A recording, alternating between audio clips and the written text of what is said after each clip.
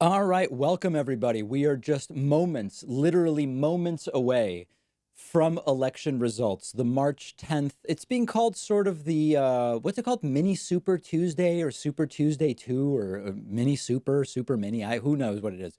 In any case, there's a bunch of elections today and we are very, very close to getting results. We are going to be here for a while. We are expecting, I mean, listen, I don't know. I'm sort of expecting all of the results by 11 p.m., but we're already hearing about some delays in Michigan. We're hearing about a bunch of different things. So we'll have to wait and see.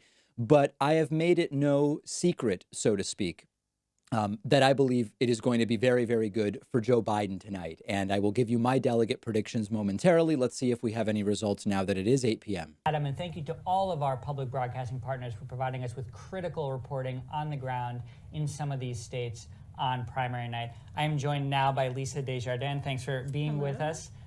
So Lisa, let's for a moment pull back and talk about the state of the race, of the Democratic primary. All right, so it seems PBS is not doing results right away. We will see if the Washington Post is, and of course, we will be monitoring all sorts of different results. We have our Politico dashboard, which last week was very, very useful. We have our New York Times data. We have Missouri numbers. It has been called for Biden. No surprise. I anticipated that. We are waiting on numbers from Michigan and Mississippi. Missouri already called for Joseph R. Biden Jr. And then we also have our Vox data. And let's see if Vox has any information for us thus far.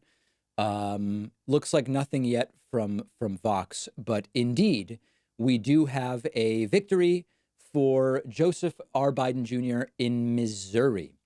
Welcome to everybody. If you are just joining us, we have a lot of states that we will be going through today. As a quick reminder, this is just my opinion, okay? This is my prediction for what we will see by the end of the night. Right now, the numbers are, let me refresh and make sure this is still active and zoom in a little bit for you guys. There we go. That looks nice. Right now, depending where you look, the lead is around 100 delegates, according to the Associated Press numbers. Joe Biden, 670, and Bernie, 574. When I put this together in the morning, there were 7 fewer delegates counted. I believe that there will be a rough split in Idaho, maybe with Biden getting 1 or 2 additional delegates. I believe that in Michigan, it is going to be Biden. I know there's controversy about Michigan. Mississippi, I believe, has already been called for Biden, and I think it will be huge there. Missouri has been called for Biden. I have it 41-27. Washington will be close. North Dakota will be close. And I predict by the end of the night, Biden will be ahead by roughly 144. But as folks are saying, both Missouri and Mississippi have been called for Joseph R. Biden Jr. Realistically, it is just so lopsided, particularly in Mississippi, where we see from the exit polls that 2/3 of the vote is African-American. Bernie Sanders just can't get black people to vote for him. Mississippi will likely be extremely lopsided, and Missouri slightly less so, but probably still a big win for Bernie, potentially even double digits. And we are going to have plenty of time to do what I believe is an inevitable post-mortem on the Bernie Sanders campaign, and there's going to be plenty of time. But just as a microcosm of just everything going wrong for Bernie, 3 days ago, 3 days ago in Michigan at a rally in Dearborn, Bernie was introduced by a radical anti-Semite imam who believes that ISIS is actually connected to Israel. And I mean, it's like, you know, what are we even doing here? You might as well just throw the entire thing away. So we're going to be continuously watching that as well. I do want your participation here today. A couple of ways to do that. If you're watching on YouTube via Super Chat, a couple of Super Chats already coming in, and they will show up right here at the bottom left. People who subscribe on Twitch, your messages will show up right up there in that top right blue rectangle. For example, CBD123 subscribed on Twitch and said, David, thanks for all you do. Love the channel. Beautiful. Plague of the Earth gave out 2 tier 1 community subscriptions on Twitch. Shaners has gifted another 5 subscriptions on Twitch. And we do now have a hype train going over on Twitch. So a lot happening over there. Let me, before I get to more of the material that I have for you today, as we start to see the results coming in, Joe Biden has won Mississippi and Missouri, able to be called immediately due to the overwhelming margin of victory for Joseph R. Biden Jr. over both Bernard Sanders and Tulsi, who is still running. Hey, guys, Tulsi's in third place in the sense that no one else is running. I believe she does have a delegate, or what was the actual number? Tulsi has 2 delegates. Okay, my apologies. Tulsi has 2 delegates. Very, very good. Okay, messages coming in via Super Chat. If you're just joining us, you can get in touch with me if you're watching on YouTube via Super Chat. Remember, if you are indeed just joining me, hit those like and subscribe buttons. Those buttons are free. And last on Super Tuesday, so many people did it that our stream was one of the most recommended live results streams by YouTube. It really helps. So please make sure you like and subscribe. Max says, canvassed in Michigan in a majority black neighborhood Sunday, almost all leaned Biden, but seemed to seriously reconsider when I discussed healthcare plans. Very interesting. John McKinney. Oh, sorry. Let me start reducing the size of this as we go. John McKinney says, do you think Bill Weld will run third party once he loses the Republican primary to Trump, given that he'll likely take votes from Trump? I actually don't think Weld will run third party, but I could be wrong. We will see. It would be a delightful gift. Admiral Betas says, sounds like betas. Yeah, I know. Hi, David, longtime viewer, first time super chatter. What do you think of the possibility / risk that a Biden presidency would, like Obama's, lead to another Trump? By the way, I voted for Bernie in Michigan. I actually, so the Trump risk is not going to go away if Bernie or Biden become president of the United States. I think that the Trump risk will go away partially by removing an incumbent Trump. It's very difficult to remove incumbent presidents, and we are going to have plenty of time to talk about that. Let me say thank you to Iron Bark 72, who subscribed with Prime and says, I'm really just subbing to the hair. That's okay. My hair very much appreciates that. If you were just joining us on Twitch, make sure to follow my channel. We do already have some early results. Both Missouri and Mississippi have been called for Joe Biden. Those are likely to be overwhelming victories for Joe Biden. Actually, you know, the one thing I did not have was we did have polls. So Missouri was Biden plus 30 on average. Let me see if I can zoom that a little bit. Yeah, there we go. Actually, that's not so much better. Biden leading by an average of 30 in Missouri, and it was able to be called instantly when polls closed. In Mississippi, the latest poll has Biden up 55. And again, black folks are not voting for Bernie Sanders. Nearly 2/3 of the electorate in Mississippi today, black Americans, and indeed both states, including Mississippi, called right away. Let's see if Politico has any updated information. They were very good last week. And the answer is no. Now, I don't even see anything. Is Politico even showing us? Like, if I click on Mississippi on Politico, they've called it for Biden, but they don't have any vote in. Maybe they're not including today's elections in this. That's very weird. I thought that Politico was going to be doing that, but maybe they aren't. Yeah, I'm not seeing that live counter. If somebody has a different dashboard that they think is good, by all means, let me know. We also have the Vox one. We have some early results in Michigan.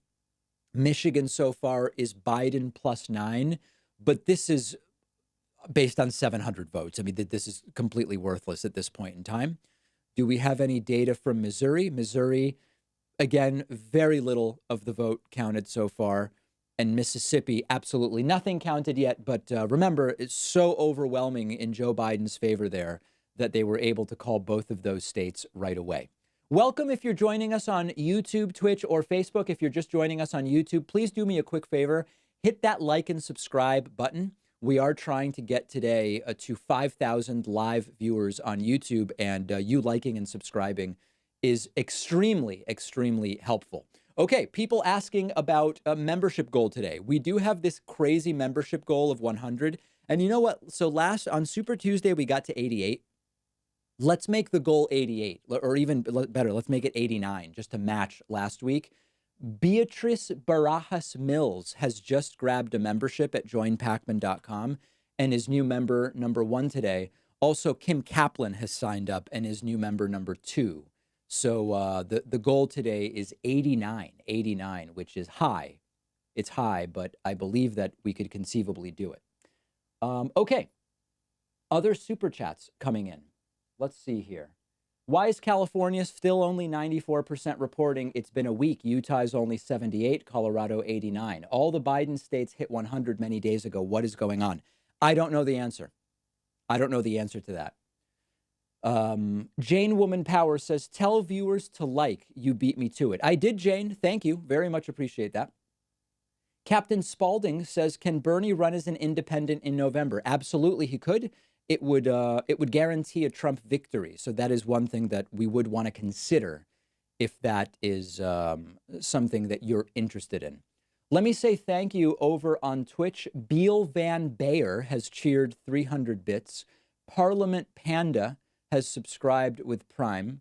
And Grungy Dan has also sent 100 bits, which I very much appreciate. All that has happened so far is that both Mississippi and Missouri have been called for Joe Biden. The polls there were very, very lopsided, Biden winning by 55 in Mississippi.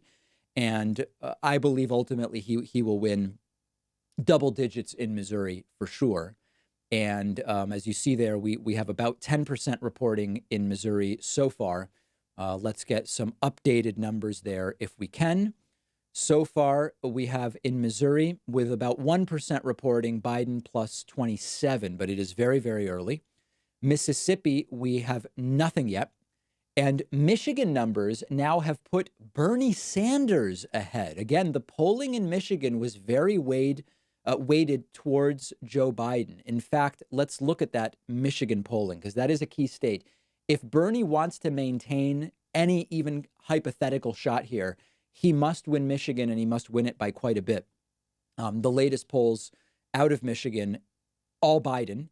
You may remember that in 2016, Hillary Clinton was winning Michigan polling by about 20, and Bernie won. It was by under 1 point, but Bernie did win.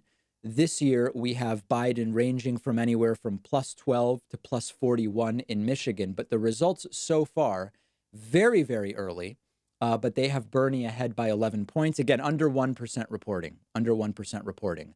Delegate totals. Let's see if there have been any changes made so far. Nothing yet. So we still have Joe Biden leading Bernie by right around 96 delegates. Depends on exactly which numbers you look at. This is from the Associated Press. So far. Super chats continue to come in. Kimmy Harris asks, can Bernie run as an independent in November? Sorry, I did that one already. Kimmy Harris asks, watching from New Zealand, you have sucked me in, David. Never used Super Chat before. Glad to have you. Danielle Beck says, I voted in Missouri today. There were more than 10 candidates listed on the ballot that had already dropped. No information given. Is this standard or just my precinct? It's standard. There must have been 20 people on the ballot when I voted here in Massachusetts. Spencer Nair says, voted Bernie in Idaho. Potatoes are progressive. Diana Bridget says, will the cool virus impact voter turnout in seniors? You know, I heard that. It's conceivably possible. I don't think it's super likely, but it's conceivably possible that that will happen. Stephen Perot says, I'm Canadian. What are primaries? Primaries are when the parties decide who do they want to be represented by in the general election in November. A bunch of Democrats say, pick me. Democratic voters, I guess independent and Republicans as well, in some states that have open primaries, say we want this or that candidate to be the nominee. That candidate in November is on the final ballot, in all likelihood, against Donald Trump, of course. Okay. Jason Aldridge asks, do you think the DNC Biden campaign have compelling dirt on Trump, saved for a well-timed release or leak, a la October surprise, etc.? I always love a good October surprise that goes in my favor. but I have no idea. I mean, we're just going to have to wait and see. If you're just joining us once again, you have not missed that much yet, other than two states being called so far for Joseph R. Biden Jr. Missouri, where we have a Biden lead so far. It's sort of irrelevant because it's been called. The exit polls are so lopsided. Mississippi has been called for Joe Biden. No surprise, 64% of the electorate in Mississippi today. Wait a second. Do I have the right? There we go. 64% of the Mississippi electorate today, African American, and African Americans have widely not voted for Bernie Sanders. Bernie getting only 16% of the black vote on Super Tuesday. And Michigan is very, very early on. It's been flipping back and forth between Bernie and Sanders. Tulsi, oh, wait, no, that's Bloomberg. Wow, Bloomberg dropped out and he has more votes than Tulsi so far. That's interesting. But that may very well change. That certainly may change. And we are watching the numbers come in real time. Let's see. PBS, not with too much. The Washington Post feed is presenting a lot of data and math, which we very, very much like. If you're just joining us on Twitch, let me say thank you to a few people. Fathom B has subscribed at tier 1. Alluring Lord says, any interesting guests coming up on the show, David? Would love to see you interview Yanis Varoufakis. Would love to have Yanis on. We've got a bunch of great guests coming up, all of whose names escape me right now because I'm very much sucked in to these election results. If you're joining on YouTube, welcome. We are going to be here for a while. Please make sure you hit that like button and that subscribe button. It really helps our stream. And we are targeting 5,000 live viewers on the YouTube stream today, about halfway there right now. And you can, of course, get your name read, and I will say things that are really nice about you if you grab a membership at joinpacman.com. That's the most direct way to support the streams. It's the most exciting way. It's the most kosher way to support the streams. We have a goal of 89 tonight, and you can get a 66% discount with the code 2020NOW. As people sign up, see 2 people have signed up so far. The blue bar will creep across the screen until it eventually explodes just off the screen and destroys equipment in the studio. It's really crazy. We have to file an insurance claim every time it happens because of the mass damage that is done. Okay, other super chats that are coming in here. Let's see here. Fawning Girl says, hi, David. I've been watching Secular Talk, and Kyle Kulinski strikes me as a Bernie or bust, tweeting, even if Biden gets the nomination, I won't vote for him. What do you think of Kulinski's position? I have no knowledge other than what you're claiming is his position. I believe that both Bernie and Biden are better than Trump, so I'll vote for either of them if they are the nominees because I want to remove Donald Trump. Joanne Apple says, sorry, Millie's boomers mostly vote by mail. Okay. Brandon the Fish says, voted Bernie in a very old black area in Michigan. Lots of Bernie support because it's also heavily union, old GM workers and retirees. Very interesting. We'll see if Bernie is buoyed by those numbers. Matt Boney says, have you read Glenn Greenwald's article titled Democrats and Their Media Allies Impugned Biden's Cognitive Fitness? Now they feign outrage. I have not. That is not an article I've read. Max says, make Destiny a semi-regular guest. Maybe. The Real Life Channel says, would you say it's a good sign that they haven't called Michigan automatically? If the polling was accurate, would they have called it all already?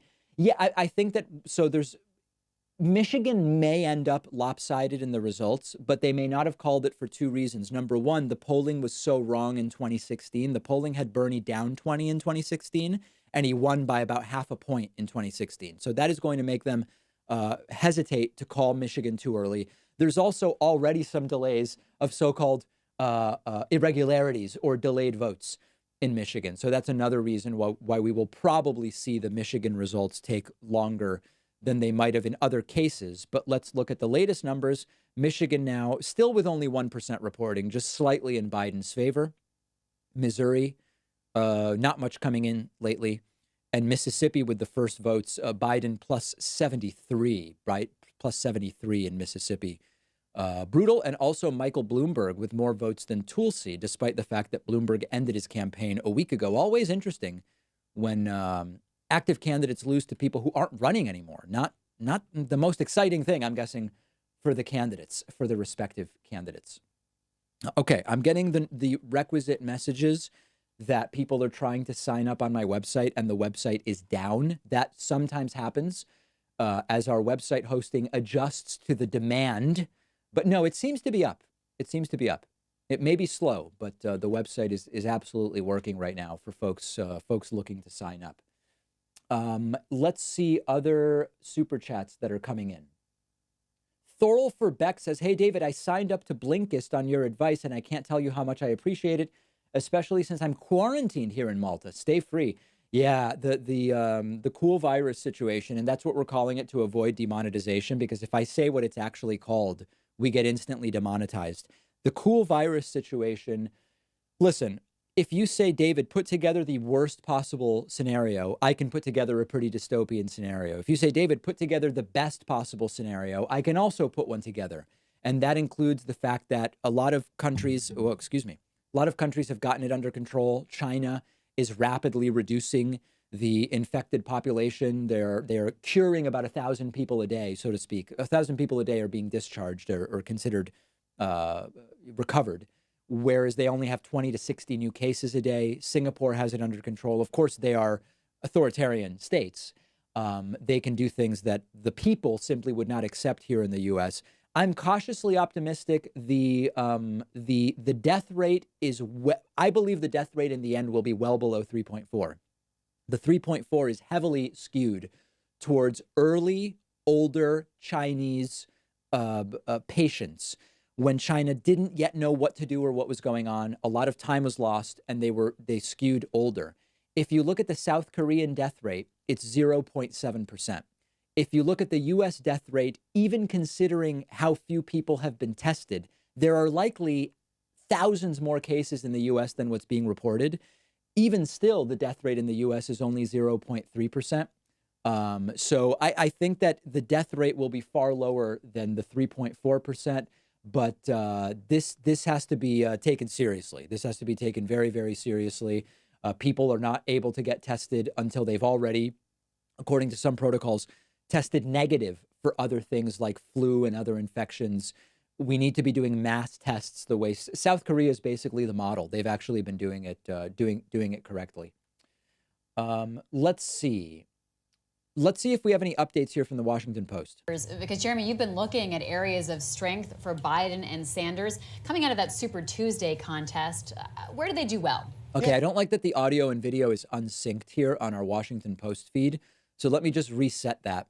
It's a little weird when the audio and video become so unsynced. People start to go crazy asking me to fix it. Let's see.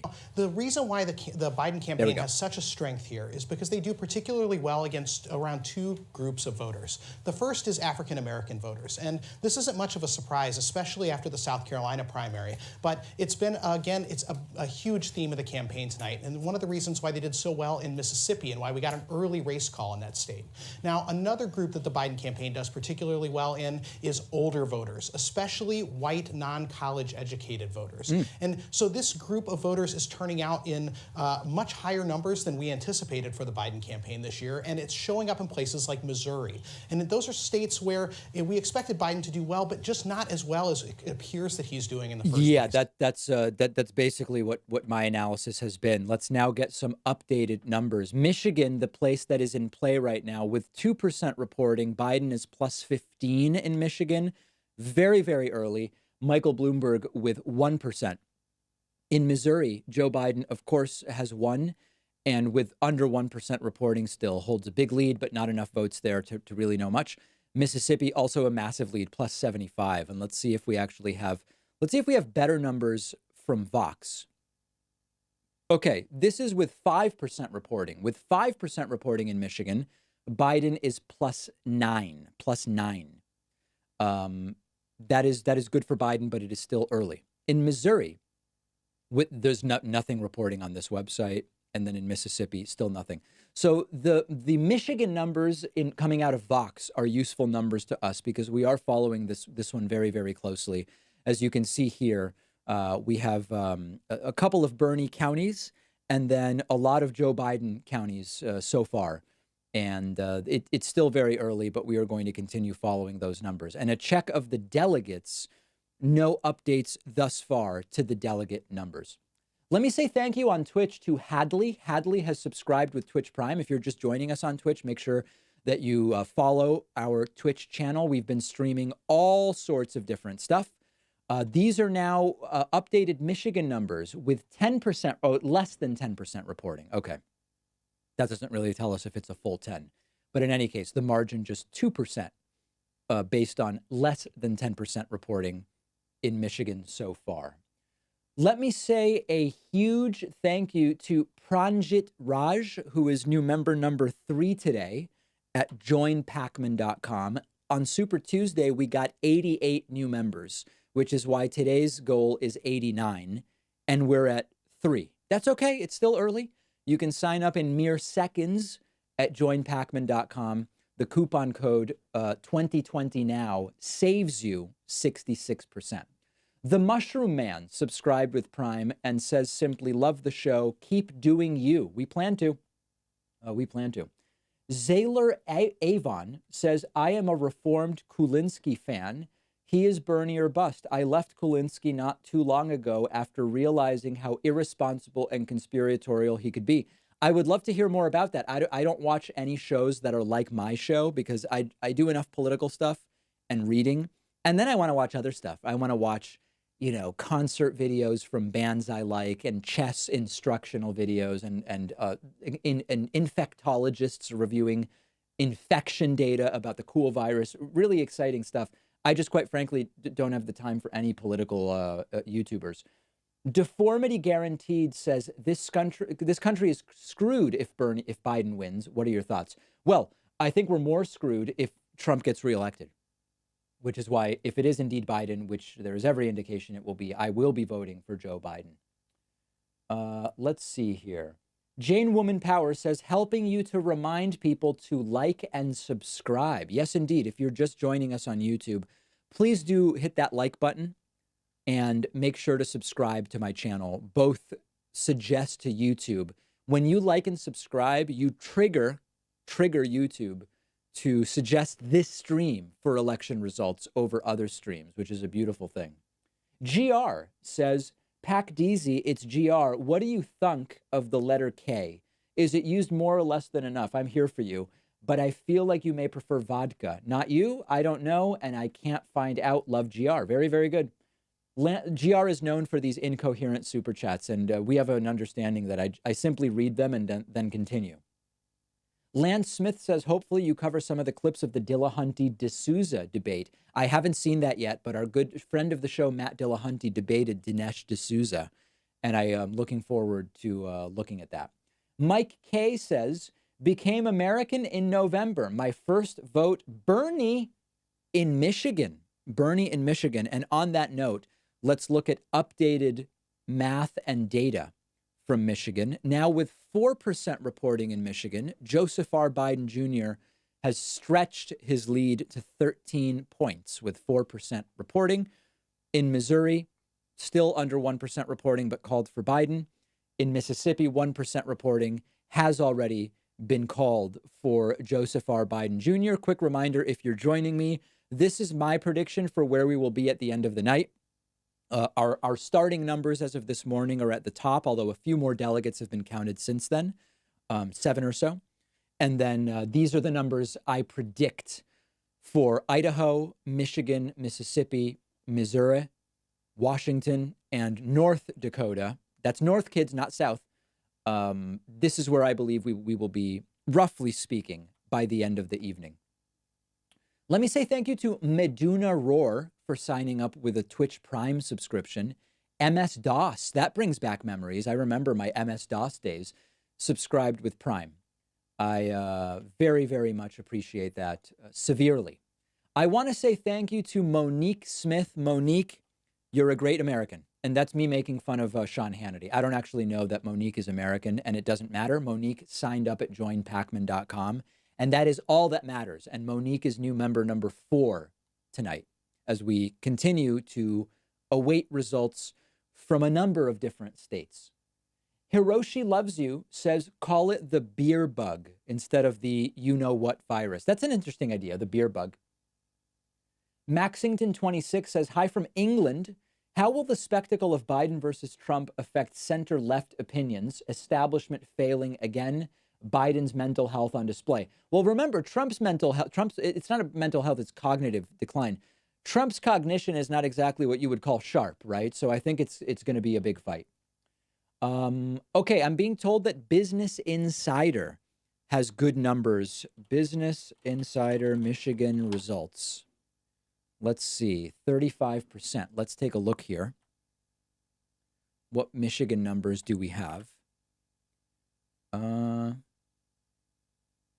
Michigan has 35% reporting with Biden plus 10. So that's not good. If this is accurate, it is very, very bad for Joe Biden, and it would be almost callable, depending on what the split is. If this is accurate, ladies and gentlemen, if it is indeed a 10-point Biden lead in Michigan with 35% reporting, if that lead doesn't shrink, okay, now it's 39% reporting in Michigan, and now the lead is still 10. So the way that this works mathematically is if you have someone with a 10-point lead when you are at 40% reporting, you can know of the 60% that's left, how much needs to go to Bernie for him to be able to tie.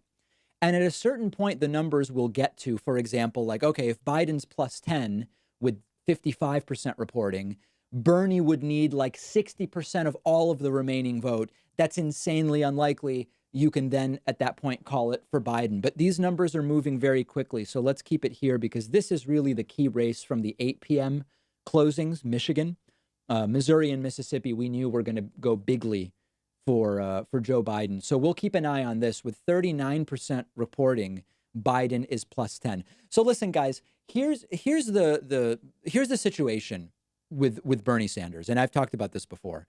When the media said Bernie has a ceiling of 15, they were wrong. When they said the ceiling is 20, they were wrong. When they said the ceiling was 30, they were wrong.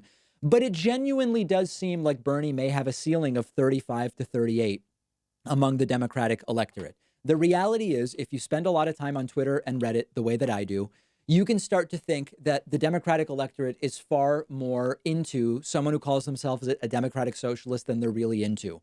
You can imagine that the Democratic electorate is much more willing to accept some of the toxic people Bernie had around him, including the imam who introduced him on Sunday night or whatever. You know, the reality is when you look at Missouri Democrats, when you look at North Florida Democrats, they're not going to go for the guy who calls himself a Democratic socialist and has the people around him that Bernie has around him. I agree with Bernie way more than Biden on policy. There's no question about it. But I'm not surprised by these results, period. And there will be more time to do a postmortem. And I know a lot of people get really mad at me when I say this stuff, but this is the reality. And I think it will be proven undeniably true. This doesn't mean Biden's a good candidate. It doesn't mean Biden's going to win. In fact, he very well may lose. It only means what it is. That's all. Let me say thanks to a few other new members. Eamon Barrett is new member number 5 tonight. Thank you so much. Liam Coogan is new member number 6 tonight. We do have a absolutely insane coupon code, which is 2020 now, which will save you 66% off of the membership of your choice at joinpacman.com. If you voted so far, even if it's not today, if you voted on Super Tuesday, if you voted in Iowa, New Hampshire, South Carolina, if you voted at all this primary, let me know where and for whom via Super Chat or YouTube subscription. Interested in seeing that. Last Super Tuesday, it was very, very heavily weighted towards Bernie. The Michigan numbers have now been corrected down to only 3% reporting. And this is exactly the type of weird stuff that we were seeing predicted in Michigan, and it is indeed happening. We supposedly just had 40% reporting in Michigan, and now we have only 3% reporting in Michigan. So we don't really know what on earth is happening in Michigan. Over on the New York Times, Michigan is at 4% reporting, and Biden is plus 13. Missouri with under 1% reporting, Biden is plus, 28? And in Mississippi, with 1% reporting, Biden is plus 74. Missouri and Mississippi have been called for Joe Biden. Michigan is very, very much in play. We now have 8% reporting in Michigan, and Biden has gone up plus 10, with 8% reporting out of the state of Michigan. If you're just joining us, we have had 2 calls, Mississippi and Missouri. We are looking at Michigan numbers, and then we will have more poll closings at the I believe at the top of the hour, although maybe it's at the top of the next hour. Now I'm unsure. Let's go back and answer some super chats and see what is going on. Jonathan McCartney sends a super chat, no message. Joseph Dinsies says, if it's Biden v. Trump, it is essentially neoliberalism versus fascism. While neoliberalism isn't good, fascism is worse. A vote against neoliberalism will be a vote for fascism in a Biden v. Trump game. Jonathan McCartney sends another super chat with no message. Eritro Pathak says, since Trump knows so much about germs and has the MIT gene, was he forewarning about COVID-19 when he tweeted Cobb Fefe and asked people what he meant? Maybe that is what he was telegraphing there. Very good point. Brian Holiday says, obviously, as progressives, the Democratic Party is to the right of us. Should we support progressive Democrats or go third party? Depends on what race you're talking about and what the net effect is likely to be from that. If you're talking about a local race, it may be perfectly logical. If you're talking about the presidential race, you may be reelecting Trump. What matters is, what are you comfortable with? Are you comfortable reelecting Trump in order to vote for someone third party or write in someone who has lost the primary or whatever the case may be?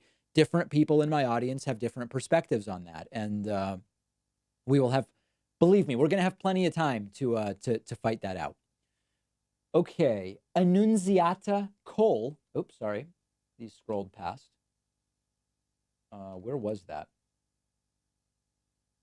Annunziata Cole. There it is. Only difference between the U.S. and South Korea is population. United States has a 45% obese population, a pre-existing condition that will make the rate for the cool virus worse. Thanks, David. Remember, Annunziata, so far, the death rate higher in South Korea than in the United States. Not that it's a contest, it's tragic all around. Jonathan McCartney says, is there any way Sanders can swing Joe Biden's platform to the left during the DNC if he loses the primary? Maybe so. I don't plan to vote for Biden if he doesn't make any concessions to the Sanders camp. Listen, there are some very easy concessions for Joe Biden to make on health care. You know why? Because Medicare for All is not going to get passed between 2020 and 2022, or 2021 and 2023. I know some of my audience loses their shit every time I say it, but that's the reality. So if I were Biden, once he wraps this thing up, which is all but a foregone conclusion, Biden should say, I have spoken to Bernie.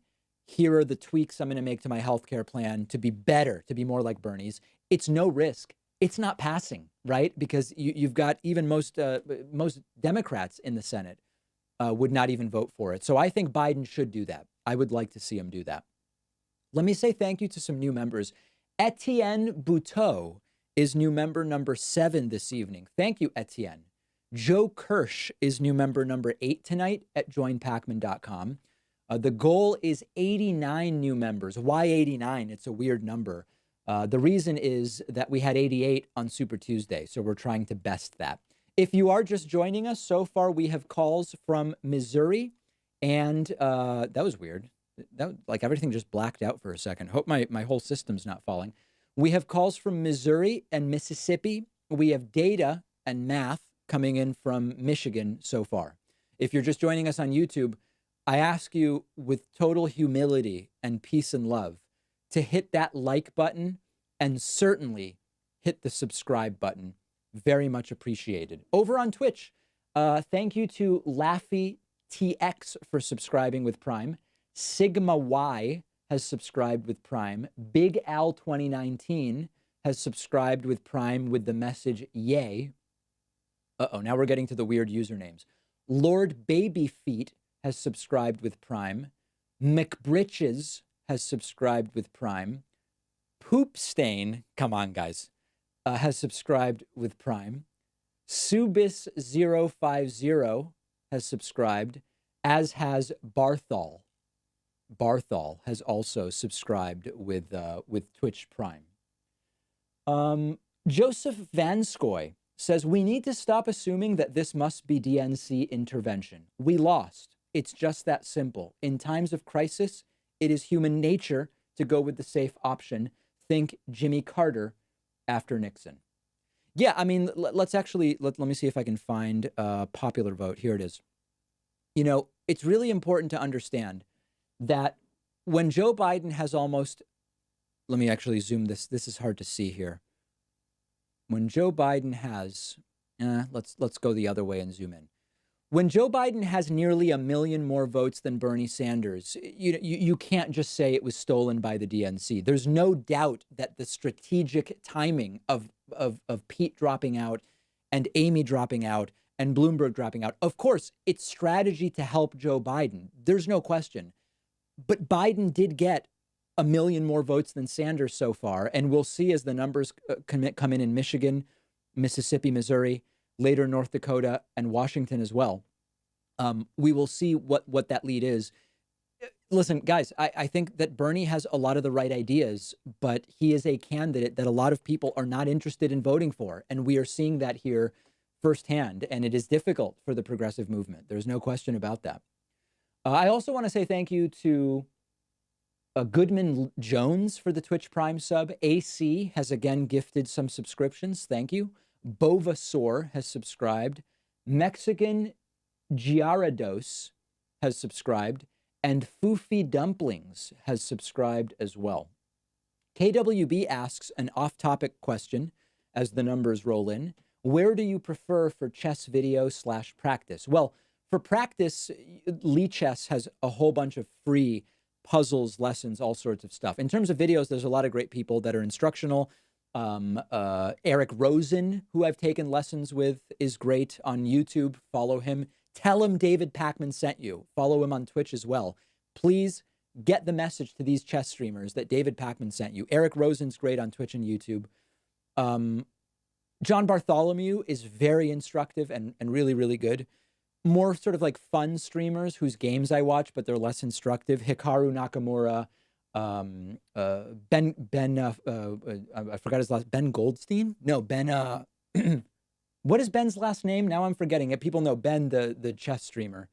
What's his last name? Someone's going to tell me in a second. Feingold, not Goldstein, Feingold. Yeah, Ben Feingold is also really, really good.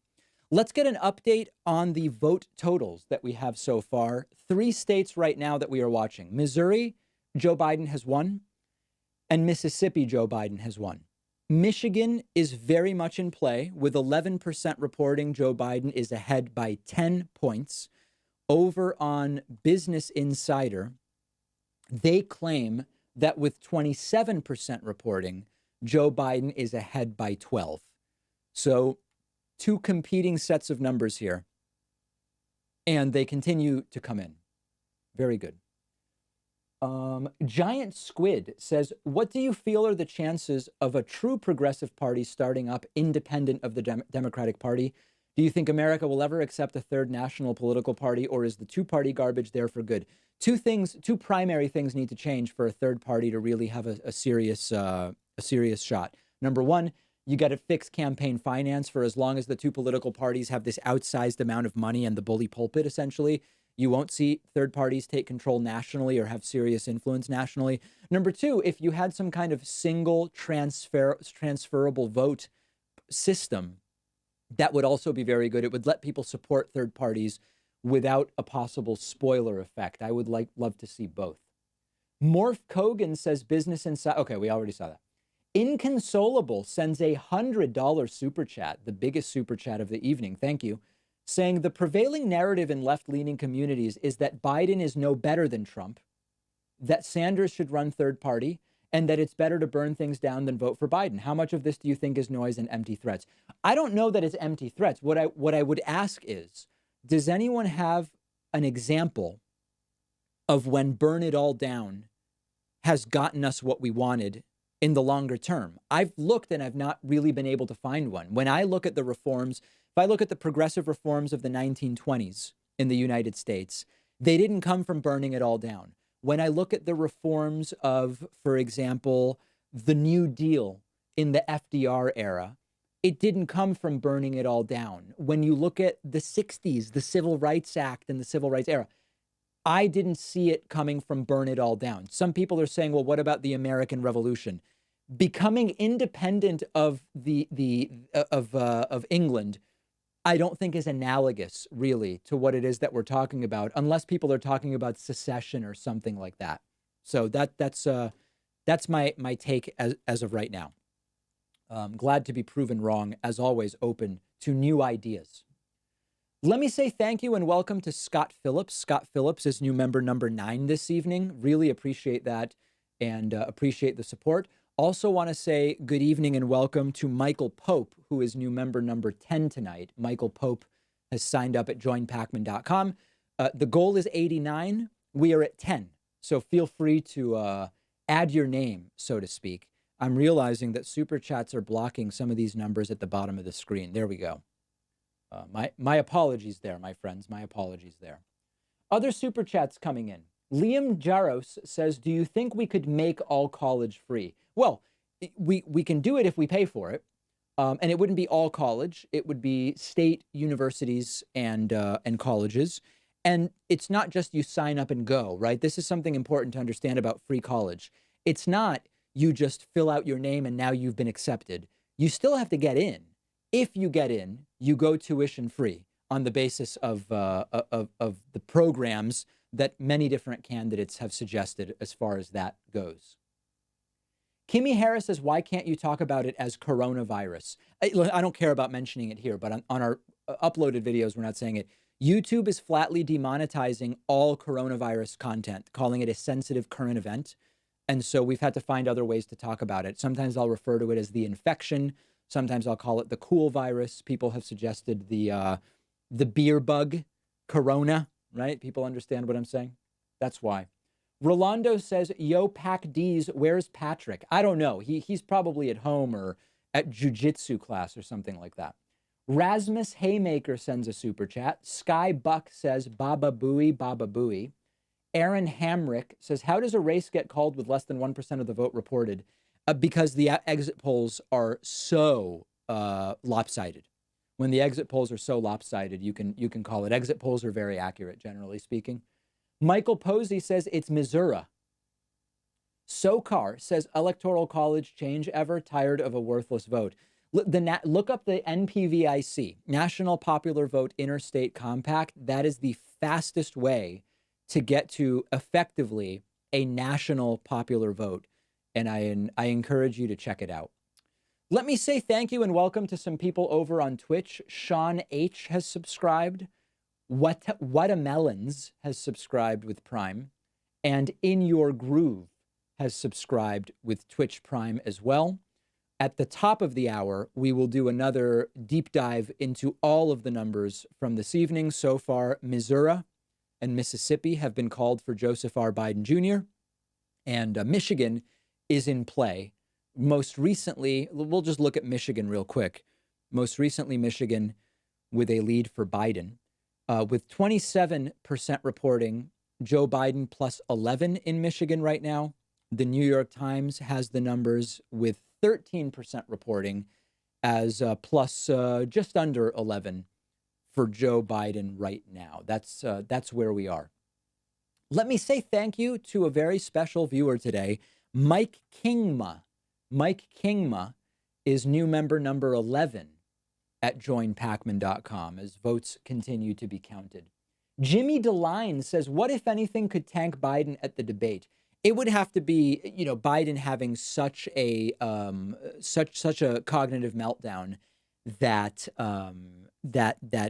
people say that he loses all the vote. I mean, it's extraordinarily unlikely. It was announced today that as a result of the cool virus, there will be no audience on the March 15th debate. No audience at all.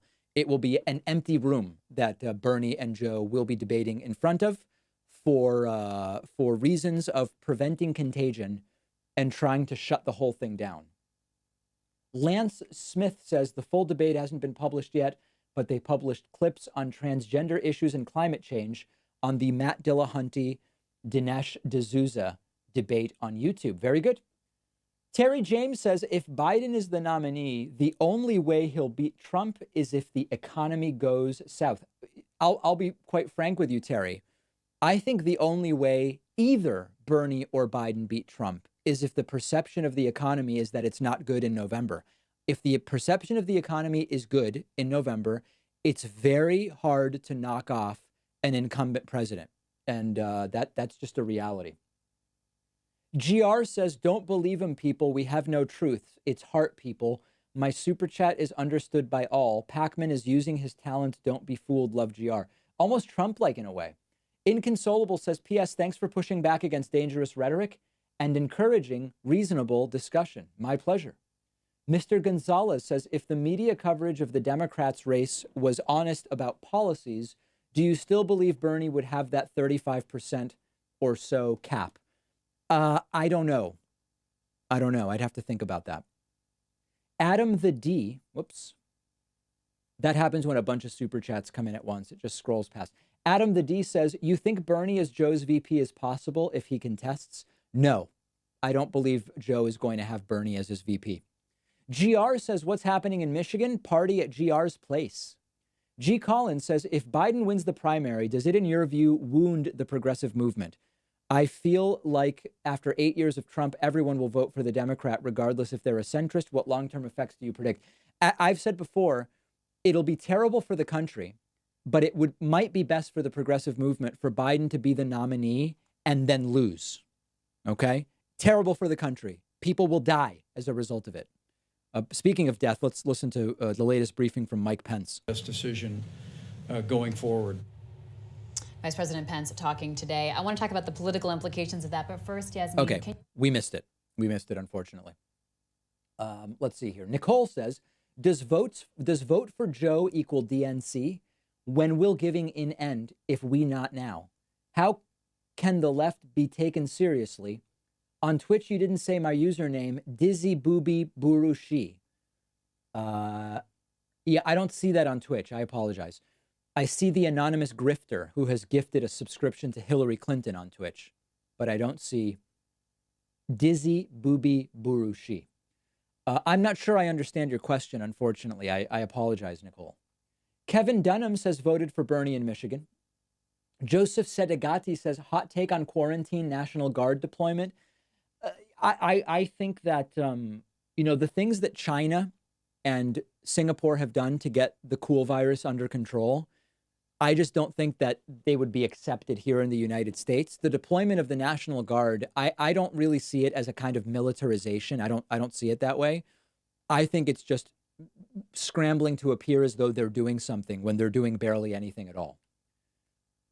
If today, Quincy Vigel says, if today plays out as expected, do you think it will do more harm than good if Bernie stays in the race for the long haul? Any incentive to stay in? Well, listen, but if Bernie goes down more today, he is going to get crushed next week, because if you look at the polls for next week, let me pull it up here. If you look at Florida, and I want to keep the popular vote up here because now Joe Biden has gone up by almost a full million votes. If you look at, is this the right view? Yes, it is. Okay. If you look at Florida, Biden's plus 42. Next Tuesday, Bernie is going to get absolutely destroyed. So there is a question of whether Bernie should stay in through March 17th in order to get more delegates, to have more negotiating power maybe as we get closer to the convention, or whether Bernie should get out to avoid losing potentially by 50 points in Florida. With more than 200 delegates at stake in Florida, it may be an embarrassment for Bernie to lose that badly in Florida. But it's up to him to decide. Aaron Phelps says, what happens if Joe is found unfit to be president? Nothing. Trump's unfit, and he's been president for 3 years. Michael Lopez says, will Trump betray Pence and blame him for Corona? Yeah, Pence may be getting set up as the fall guy, for sure. John Kane says, would Warren endorsement have made a difference tonight? Thanks. I don't believe so. I think even with a Warren endorsement, that maybe gets 60% of her support to Bernie and 40% to Biden, and that would simply not be enough in a lot of states. Incredibo TV says, billionaires, healthcare, Cuber, let's go Bernie. Joe Rader says, long multi-hour wait student voting lines in Michigan like California. Alexander says, you're awesome, David. Thanks for being unbiased. Christopher Hatch says, when Trump denigrates naysayers during rallies, that's him being the unpolitician. Yet when Biden tells a voter they're full of S, that's deranged. Listen, when some gun nut confronted Biden today and Biden went off on the guy, I'm not bothered by what Biden did. He was aggressive. Yeah. He was high energy. People say he's low energy. Then he goes crazy on a voter who accuses him of having a position he doesn't have on guns. Trump attacks him. I just don't care about that. I'm not really bothered by that. And listen, he wasn't, when Trump starts talking about my African-American, Mexican judge, are you Mexican, stuff like that, that's very different than when a guy comes up to Biden, attacks him during a site visit, and Biden goes, you're full of shit. Okay. I mean, that's Biden's position. I have a hard time getting too broken up about that. Biden did threaten to slap him, as some people are pointing out. That I'm less big on. I'm less big on slap threats. We are 5 minutes away from the top of the hour. We will review all of the results at that time. So far, Missouri and Mississippi have been called for Joseph R. Biden Jr. I have a bunch of people to welcome. We have a goal of 89 new website members tonight at joinpacman.com. Number 12 is Lynn McCarthy Abbott. Lynn, thank you so much. I appreciate that. Ryan Ramai is new member. That was weird. What happened there? I must have hit some very strange button. Ryan Ramai is new member number 13 tonight. Jeff Morrison is new member number 14 tonight. Sean Hastings is new member number 15 tonight. Sean has signed up for what we call the big boy on our website, the $480 a year membership. That's the biggest membership we have. Sean, thank you. I so appreciate your support and you signing up at the $480 level. I also want to say thank you to Angelica Niblock, who is new member number 16 tonight, 16, the big 16, at joinpacman.com. Justin Haddock, love Haddock. Justin Haddock asks, is the climate screwed? Well, it's a little more screwed every day that Donald Trump is president. That we know. Jane Woman Power says, my darling viewers, like and subscribe, my lovies. Yes, if you are just joining us over on YouTube, please hit that like button and then absolutely destroy the subscribe button. Like and subscribe is free, and it really does boost our stream in YouTube's algorithm.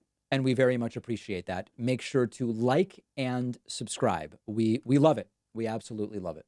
Joseph Dinsies says, easiest way to get third parties, get rid of primaries. If the party leadership decides candidates, then the voters will not have to make false consensus. Primaries don't exist in other democracies. That's an interesting idea. Eamon Barrett says, hey, David, love the show. Do you think if Bernie had ran as a social democrat, he might have fared better? I've been saying for years, why is Bernie Sanders calling himself a democratic socialist? His policies are socially democratic. Even if socialism is viewed less negatively now than it has been in a very long time, I don't see a net advantage to calling himself that. Okay, let's see what Washington Post updates there are at this point. Oh, there are none. Okay. We are going at the top of the hour to, actually, let's do it now. Let's update the numbers. First, from the New York Times. Missouri already called for Joe Biden, only 2% reporting, and Biden is up 26. Mississippi has been called for Joe Biden with 5% reporting. Biden is up, is that 56 points? A very, very big lead. 66 points, 66 points in Mississippi. And then Michigan, the big contest right now, with 17% reporting, Joe Biden up 11 in Michigan with 17% reporting. Let's take a look over at the Business Insider numbers. They have more out of Michigan. Business Insider claims to have 30% reporting. With 30% reporting, they say that Biden is also plus 11. Now, let me take a look at the vote totals. So I'm curious about something. 295 and 236. 360. Okay, so they do have in actual vote numbers. they have much, much more. That's where we are right now. In terms of delegates, we have seen an update. Joe Biden has now gone ahead by 116 delegates. Now, as a reminder, folks, this was my prediction at the start of the night. Okay? At the start of this morning anyway, there was a 91 delegate lead for Biden. My prediction, which I made this morning, is that by the end of tonight, Biden will be plus 144. So I'm predicting an acceleration of 53 delegates for Joe Biden. So far, the lead has gone from 91 to 116. So we're almost halfway, quite frankly, to the numbers that I predicted earlier today. We have PBS also with numbers coming in. PBS with 18% reporting has Biden plus 10 roughly in Michigan. And it looks like everybody is doing their top of the hour resets at this point in time. Let's see what they have going on the Washington Post. I am going to do a water refill, and then we will be right back. Not going to be there standing up for the working class. You want a nominee who's a Democrat, a lifelong Democrat. Join us. Let's win on Tuesday. Let's win the Democratic nomination. Let's transform this country.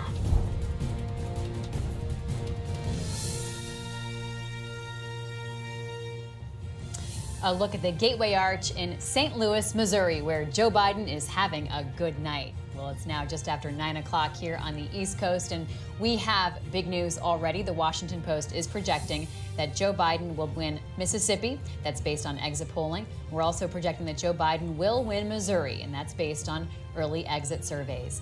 Let's take a look at Michigan, where it is still too early to call. Now, Joe Biden has a lead at this hour with about 23% of the vote reporting. Jeremy Bowers is standing by now with our Election Insights team. So let's go to Jeremy. Okay, zoom in on Michigan for us. What counties should we be keeping an eye on, Jeremy? Yeah, absolutely, Libby. You know, the story of Michigan tonight is one of strange Biden strengths in places where Sanders did so very well in 2016. Let's take a look here. Now, you can see that the state here is pockmarked with little Bernie Sanders wins. Now, the 2016 version of this map showed Sanders all across the middle of the state and almost the entire Upper Peninsula. Now, the deal is there aren't a ton of voters in many of these counties. There are only few places where there are actually a large number of votes. And one of those counties, Wayne County, which is where Detroit is, will be probably the last one that we get counted tonight. And it's also a place where Joe Biden is going to do very well. So looking at this map right now, I'm already seeing a difficult road ahead for the Sanders campaign in the state. I'd like to show you a handful of counties that illustrate just how rough a night the Sanders campaign is having. First, let's take a look at some places where the Sanders campaign is winning, right?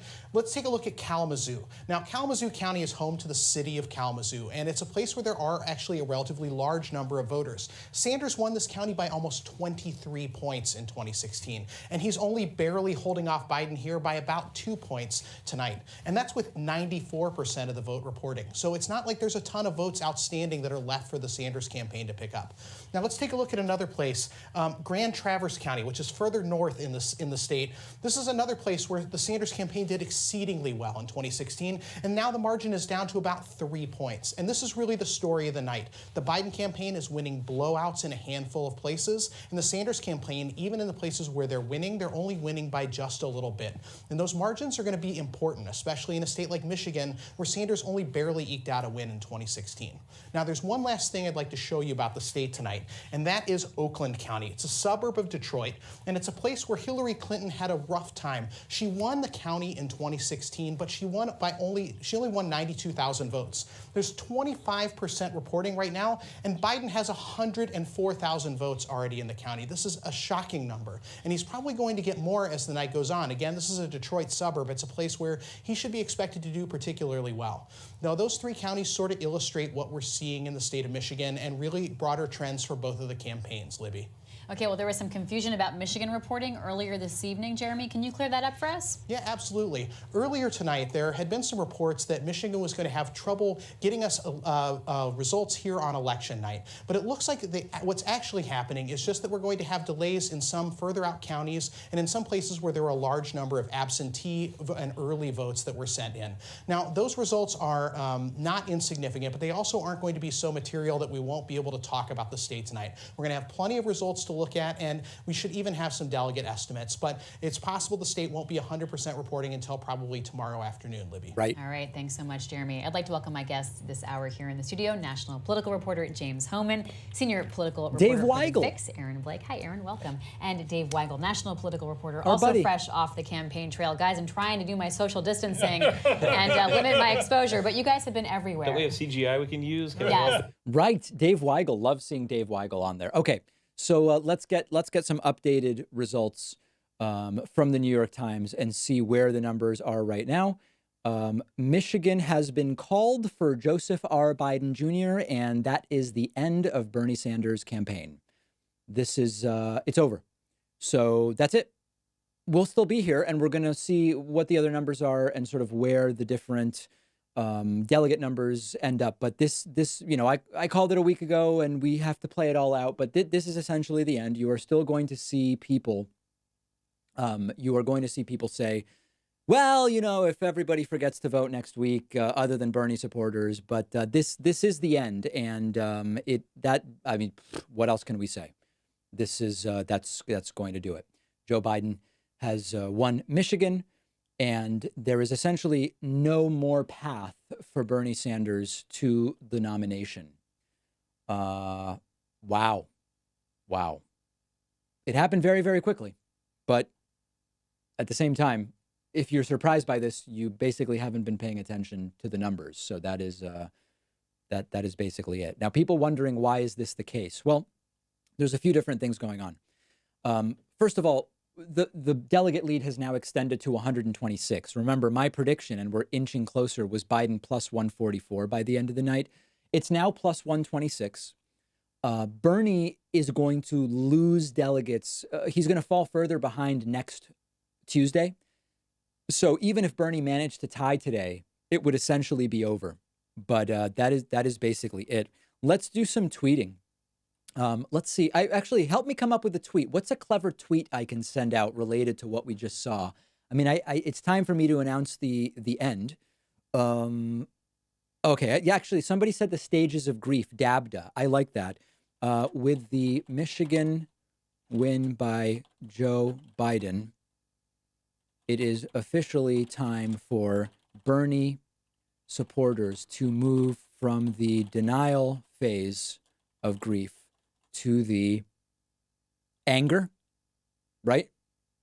Is that, I think, is DABDA, denial, anger, DABDA, bargaining, depression, and acceptance? Is that right? Is this, what, anybody want to modify this tweet? I'm willing to workshop it with people in the chat.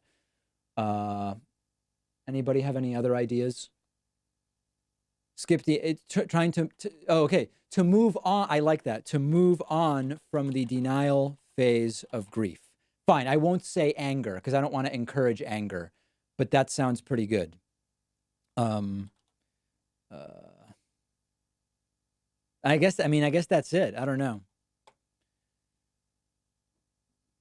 Okay, well, we did it. And if anybody wants to retweet that, I am D Pacman. I am D Pacman on Twitter.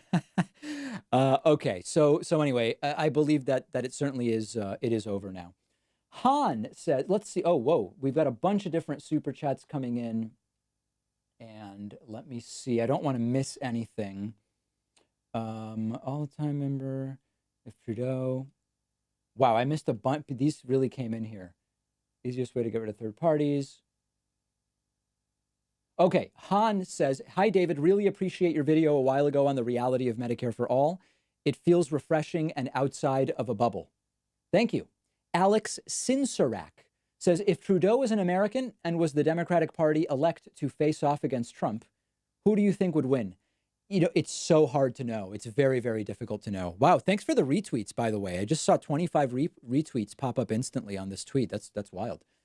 Adam Conley says, Flint, Michigan, I voted for Bernie. Sky Buck says, all-time favorite member of the Howard Stern show besides Howard. You know, I loved Elegant Elliot often. He was great until he went a little too crazy. I do like Beetlejuice. I liked this guy, Tiny Tim, who sadly passed away, who would go on and tell you everything you needed to know about, like, what's the best type of paper towel that's available. It was fascinating. If you can find the interview on YouTube, Howard Stern, Tiny Tim. Oh, and Eric the actor. I see people saying Eric the actor is absolutely one of my favorites, and sadly he has passed. Jonathan McCartney says, any ideas as to why Sanders was unable to capture the African-American vote? I do have ideas, but I'm going to save them for tomorrow's postmortem. I'm going to save them a little bit. Okay. We do have a goal tonight of 89 new members on my website, joinpacman.com. We are currently at 16. I'm inviting you to grab a membership at joinpacman.com. You get a whole bunch of free extra stuff. We do an entire show every day just for our members. And you're directly supporting these streams, including the very long streams, hundreds of hours of streams that we've been doing around the 2020 primary and election, State of the Union, debates, impeachment hearings, all of that stuff. And my opinion is that the normal membership prices are eminently reasonable. But I would encourage you, if you want, to use that coupon code 2020NOW, available for only a limited time at joinpacman.com. It'll save you 66% off of the membership of your choice. If you are just joining us, it is over, fortunately or unfortunately, depending on your perspective. Joe Biden has easily won Missouri. Joe Biden may have a historic win in Mississippi. And Michigan, which was the one holdout for Bernie Sanders, has been called for Joseph R. Biden Jr. And this eliminates any path for Bernie Sanders to the nomination. Joe Biden now leads Bernie Sanders in the popular vote by essentially a full million votes, 6 million to 5 million. This is not going to be a small victory by the time it is all said and done. The Michigan results, with 42% reporting, have Joe Biden at plus 12. In Michigan, I did tweet, and I invite you to retweet me if you would like. With the Michigan win by Joe Biden, it is officially time for Bernie supporters to move on from the denial phase of grief. It is sad, but it is the reality. And it is now a question of, would you rather Bernie over Trump, or despite disliking Trump, would you rather another 4 years of Trump? And there will be plenty of time, plenty of time to explore that. My instinct is that this ending sooner is better than it being drawn out. What can I say? Now let's just look at the comments. I bet I'm getting crushed here. Time to burn the party to the ground. This is why people get discouraged from voting. Too many people still programmed, unfortunately. Thank you. Tell that to your YouTube friends.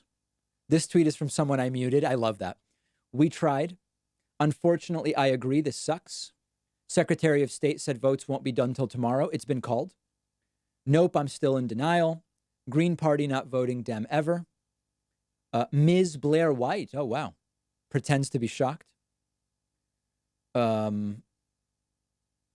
I hate boomers. We love you. I was the first like. It's done. Bernie will not quit. Neither will we. See, this is the stuff I don't get. It's like, okay, you don't have to quit, but it's over. I don't totally understand it. Time to bite the bullet and back Biden. More bust than Bernie. Am I right? Trump has won. Sad but true. 4 more years of Trump. Since you were a Bernie supporter, are you saying you were in denial as well? No, I was not in denial. Go check out my videos from a week ago. Guess it was guaranteed to happen. Bernie and Tulsi. What on earth is this? Oh. Bernie and Tulsi supporters must support third-party candidates like Howie Hawkins. Okay, well then Trump will win. If you want Trump to win, you can do that. A lot of third-party time, stuff like that. Okay, well, so listen, this is what's going on. I can't change the reality. I can only report it to you as it is. I am sorry I've been ignoring people on Twitch, and I want to get back to that right now. Anonymous, oh no, I'm sorry. Quakes 7890. Oh, is the Washington Post now calling Michigan? We called it already. Race in Michigan. The Washington Post is projecting that Joe Biden will win Michigan. The Wolverine State, Michigan has 125 delegates at stake tonight. That's the biggest haul of the night. Let's head back now to the Post. Jeremy Bowers with the Election Insights team. So, Jeremy, what's the map showing you? Yes, Absolutely. the map is very, very important here. Quakes 7890 has subscribed and says, I love omniliberalism. Not a term I'm familiar with. Anonymous Gifter has gifted a subscription to my channel, to JLP Talk, which is Jesse Lee Peterson's channel. I love it. Trihex has raided. Welcome, Trihex viewers. Very much appreciate you joining me. I don't know who Trihex was supporting, but I know that Trihex is an eminently reasonable person. And I apologize that I'm 5 minutes late welcoming you all. I was in the middle of some kind of rant. It is over for Bernie Sanders. Joe Biden has effectively won and secured the Democratic primary tonight. And I want to welcome all of you and appreciate all of you being here. Pre-My-Deremi says subscribed with Prime. Subscribed with Prime. And I very much appreciate that as well. Okay. Let me say thank you to Tim Hill. Tim Hill is new member number 17 tonight. Very much appreciate your support, Tim. I also want to say thanks to Michael Quinter.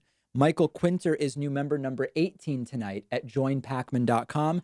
We have, listen, it's a very ambitious goal. I understand it. We had 88 people sign up on Super Tuesday. My goal tonight is to beat that by 1. That's why the goal is 89. So far, 18 people have signed up. I invite you to be number 19. You can grab a membership at joinpacman.com. Discounts are available. They are not means tested. It is just take it if you want it. The coupon code is 2020 now. Okay, let me do a few super chats. I don't want to fall behind on those. If you are just joining us on YouTube, though, make sure to both like and subscribe to the channel. Like the stream, subscribe to the channel. Okay. Michael Bradley says, I've been a member for about a month, voted for Bernie in Shiawassee County, Michigan. Yeah, let me know via Super Chat who you voted for and where you voted, even if it was on Super Tuesday or before. Oppie says, ICE raided 2 poultry plants down the road from me last week. Before you refuse to vote, think about the families and communities getting torn apart. Joseph Vanskoy says, what do you think Biden will do about climate change as president?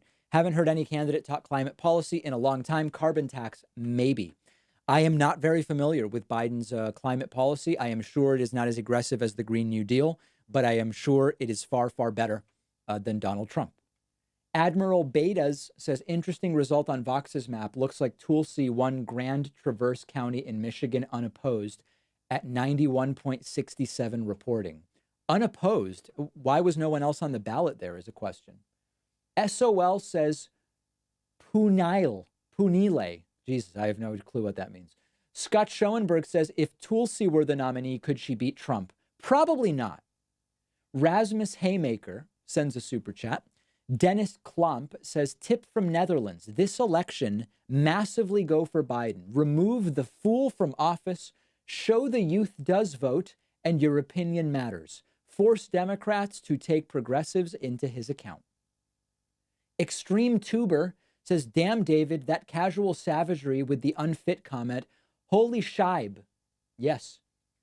Guybos Dog says, can Bernie convince the black voters to vote for him? It's over. Bernie lost. I'm not going to sugarcoat it. It's over. Brian Holiday says, doesn't Biden's success say a lot about Hillary's unpopularity? That is a very interesting side story, which I look forward to talking about, actually. That is a very interesting angle, which I look forward to discussing in the future. Let me say thank you and welcome to Damian Fan. Damian Fan is new member number 19 tonight at joinpacman.com. Let's see. I know that my tweet is absolutely going to trigger verified people will absolutely eviscerate me on Twitter. And it's funny. I don't care because Twitter is not real life. Let me see. Blair White responded.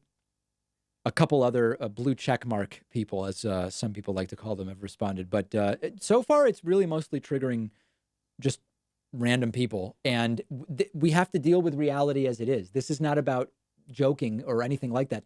We have to deal with reality as it is. And unfortunately, because of these numbers, we will have a sort of center-left Democrat running against Donald Trump. Once again, we have numbers from 3 states, and Joe Biden has won all 3.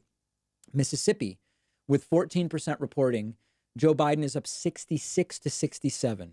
Just a massive victory, riding on a 2/3 black electorate, the black electorate widely rejecting Bernie Sanders. In Missouri, we have a closer race with 8% reporting. Biden is plus 23. And then, yes, in Michigan, Joe Biden at plus 12 with 33% reporting. And it indeed has been called. The updated totals for the popular vote have Joe Biden just shy of a 1 million vote lead over Bernie Sanders. And that is where we are right now. And we will see if that extends as the evening goes on. We are, of course, waiting for North Dakota, where polls closed already at 8 p.m. Eastern time, but we have no data there. Idaho, the polls close at 10 p.m. And Washington, the polls close at 11 p.m. But it is mostly academic at this point. It is a matter of how big will Joe's delegate lead get. It is now 131. My very quick glance tells me 131 is the delegate lead right now. I predicted that Biden would be at plus 144 by the end of the evening. It may exceed that. I may have actually underestimated Joe Biden's lead there. Let me say welcome to Eldad9, who has subscribed with Twitch Prime. I also want to thank Zach Quintuple W for the bits. Very much appreciated. Let me also thank some new members because I don't want to fall too far behind. Samuel Knight is new member number 20 tonight at joinpacman.com, and I really appreciate your support, Sam. I also want to say welcome to Ogun Kano, who is new member number 21 tonight. Thank you. Very much appreciate it. Consider, if you like the streams and you want to support what we are doing, consider grabbing a membership at joinpacman.com. Admiral Betas says, oops, never mind that last message, counting error. Okay. Andrew Tuft says, thanks for the Missouri. My grandfather, veteran of WPA bridge projects in Miami, would always say, Miami. Always loved it. Cheers. Hashtag feel the burn. Bonnie W says, voted Bernie in Missouri. We also had long student lines. Angel Hernandez says, Mac or PC? If so, why? I'm all on PC and Samsung. I have no Apple products whatsoever. No regrets, folks. No regrets. Stun Ever says, as usual, the biggest loser wins. Lady of the Lake says, go Bernie, but few Biden plans align plus or minus with progressives. I'll vote for transportation and better Obamacare in his plan. If he wins, bug reps to deliver. If he wins, bug reps to deliver. Yes. Ash Austad says, I've lost all hope in this country. We are screwed. Incredibo TV says, how long will the David Pakman Show run? My hope is until you're 80. Wow, can you imagine? That would be a long time. Brad O'Connor says, if one finds Trump's cognition concerning, how does one vote for Biden in good conscience? I cannot support the corporatist status quo. Oops, sorry for that scroll. Guy Lafleur says, maxed out my donation for Sanders and don't regret it. He is my daddy and I love him. Windows Zombie says, good game, USA. I guess you want Trump again. Bay Photo says, thank you, David, for keeping it real. Thorolfer Beck says, good night, and let's keep trying to make 1984 fiction again. Mr. Appby says, not sure if I should stay home or vote Trump. Hashtag spite. Hashtag spite. John McKinney says, should Bernie drop out of the race? Should Bernie supporters stop voting for Bernie and give up? No, listen, if you support Bernie and there's an election that hasn't yet happened, go and vote for Bernie. It'll get him delegates. It'll give him more negotiating power, maybe at the convention or if he drops out or whatever. No, vote for who you want to vote for sure. Andrew says, do you think that voting for a third party such as Green Party is a wasted vote? No, it's not wasted. It'll actually help Donald Trump win. It won't be wasted at all. It will be very useful. Very, very useful to Donald Trump. If you're just joining us, oh, is this live? Is this Bernie live? I voted against the war in Iraq. Joe Biden voted for the Wall Street bailout. I helped lead the effort against the Wall Street bailout. This is a deflated Bernie, guys. Joe voted for disastrous trade agreements which have been horrific for the Midwest. Now, my point here is not to criticize Biden. My point here is to ask you to think that in a general election, which candidate can generate the enthusiasm and the excitement and the voter turnout we need?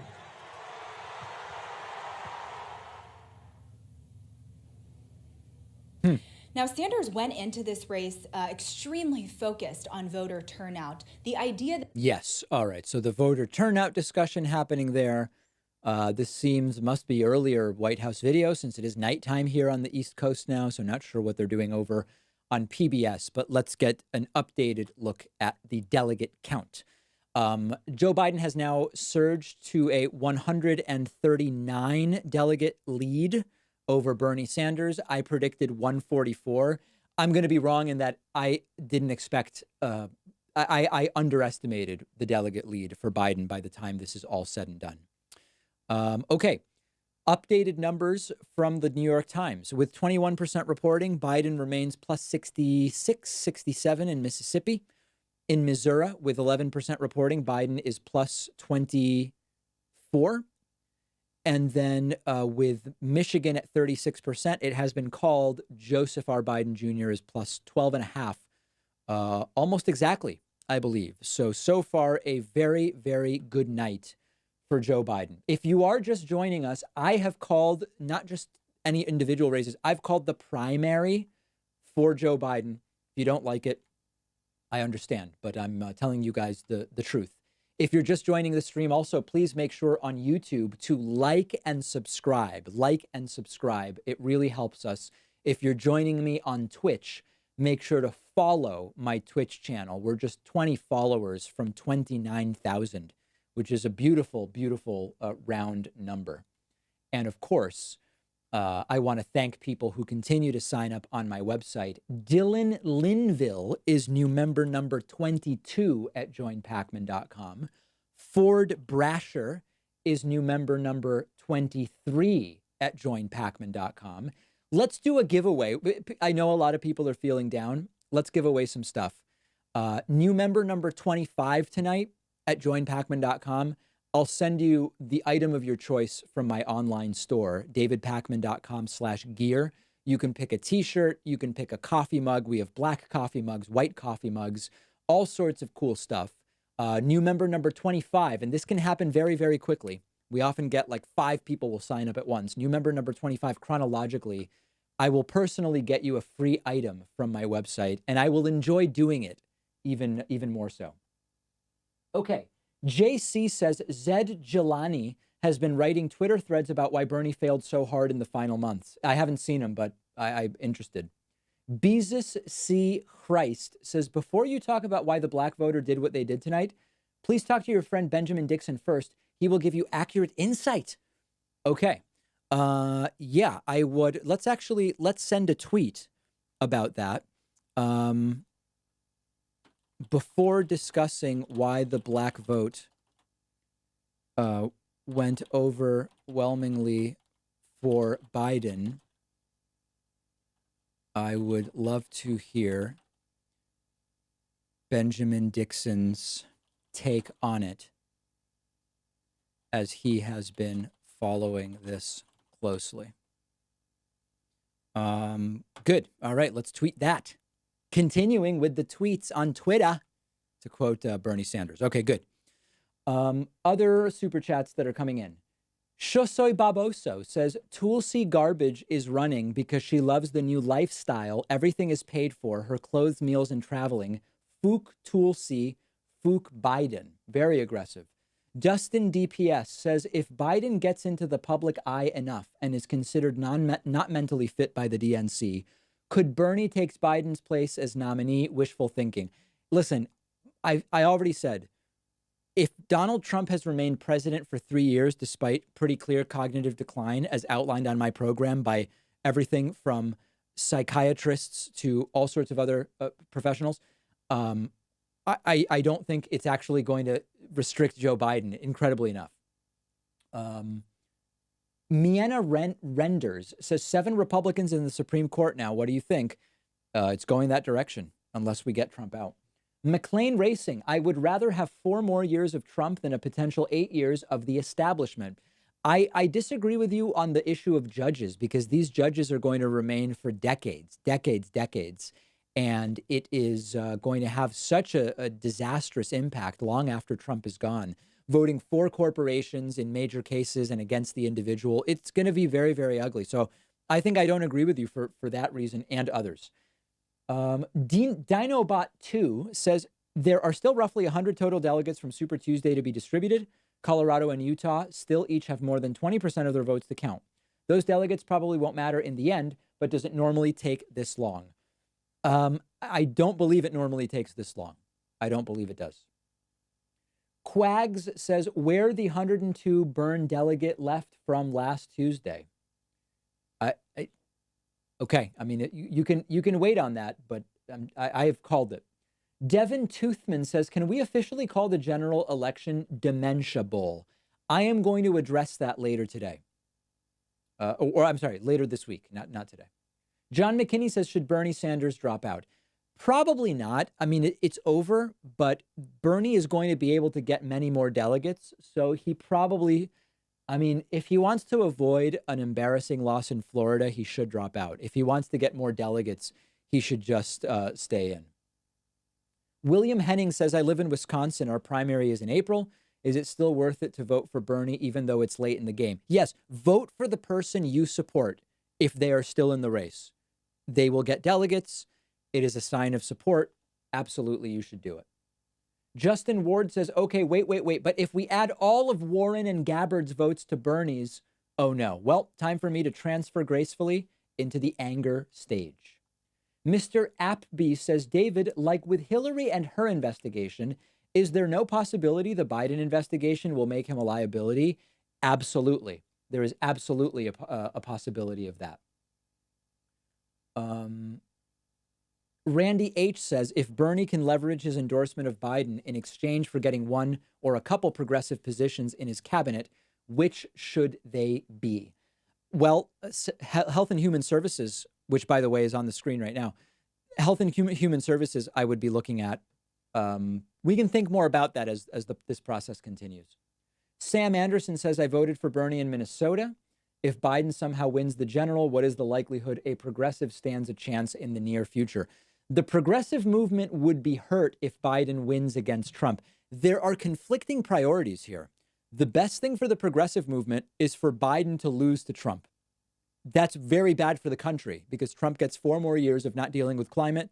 Trump gets 4 more years of selecting judges, likely at least 1 more Supreme Court justice. It will be one of the most lopsided Supreme Courts we will have had in a very, very long time. So there are actually some conflicting priorities here. And that is going to make what is going to go on between now and November a mess. Let me say thank you and welcome. Oh, well, let's see here. Because we have an offer on the table here. New member number 24 is David Dinar. New member number 25 is Carmen Ritter. Carmen, you get the free item from the David Pakman Show store, davidpakman.com/gear. Use the contact form on my website to let me know the item you want, size and color if it's a shirt, just color if it's a coffee mug, as well as your shipping address, and we will get that to you. And I also want to welcome Nicholas Cook, who is new member number 26 tonight, and Gianni Garubo, who is new member number 27 tonight. The goal is 89 at joinpakman.com, and I invite all of you to grab a membership there. Let's see what they are talking about here with the Washington Post. We can look at Mississippi, Missouri, and Michigan and see where Biden has done pretty well. And we already heard from Jeremy and Lenny, who said that he's done really well among black voters, and that's undoubtedly true.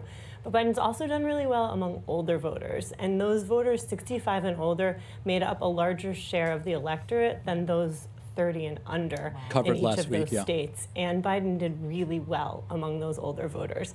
Almost 9 in 10 voters in Mississippi, 65 and older, voted for Biden. About 8 in 10 in Missouri, and about 3/4 in Michigan. So those are big shares of this older electorate that turned out and voted. You can't win if you lose the older we vote by that also much. Found that Biden had a lot of support from people who describe themselves as Democrats, which is not surprising. And Sanders has tended to do better among those who call themselves independents, who can also vote in many Democratic primaries and show up and answer the exit poll question. And when they ask them what their party is, they say, "Oh, I'm an independent." But among Democrats, Biden won by double-digit margins. In Michigan, Sanders led Biden by just over 10 points among the 3 in 10 who call themselves independents. But that's way worse than his margin was 4 years ago against Hillary Clinton. That's interesting. So as this information is being asked of people as they So it seems as though, at least in Michigan, Bernie did worse among independents than he did last time, and that is going to make it very, very tough, very tough to win. Let's look at the latest numbers in Mississippi with 29% reporting. Biden is plus 61, brutal. In Missouri with 20% reporting, Biden is plus 25, a big win, much bigger than the polls suggested. And in Michigan with 40% reporting, Biden is plus 12.7 the margin right now in Michigan. These are really big wins, and this has pushed the margin to 148. Am I right there? 148.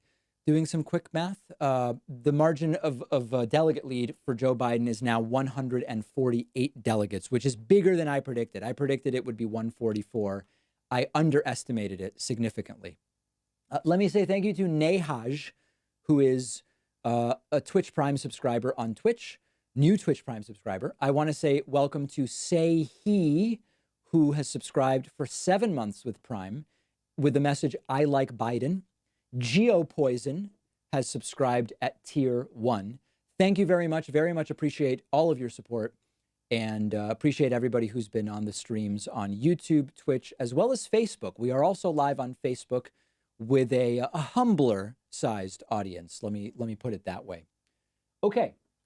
Tyler Kuhn says there's talk at UMass, my alma mater, that's me speaking, my alma mater, undergraduate, about shutting down for the semester due to the virus.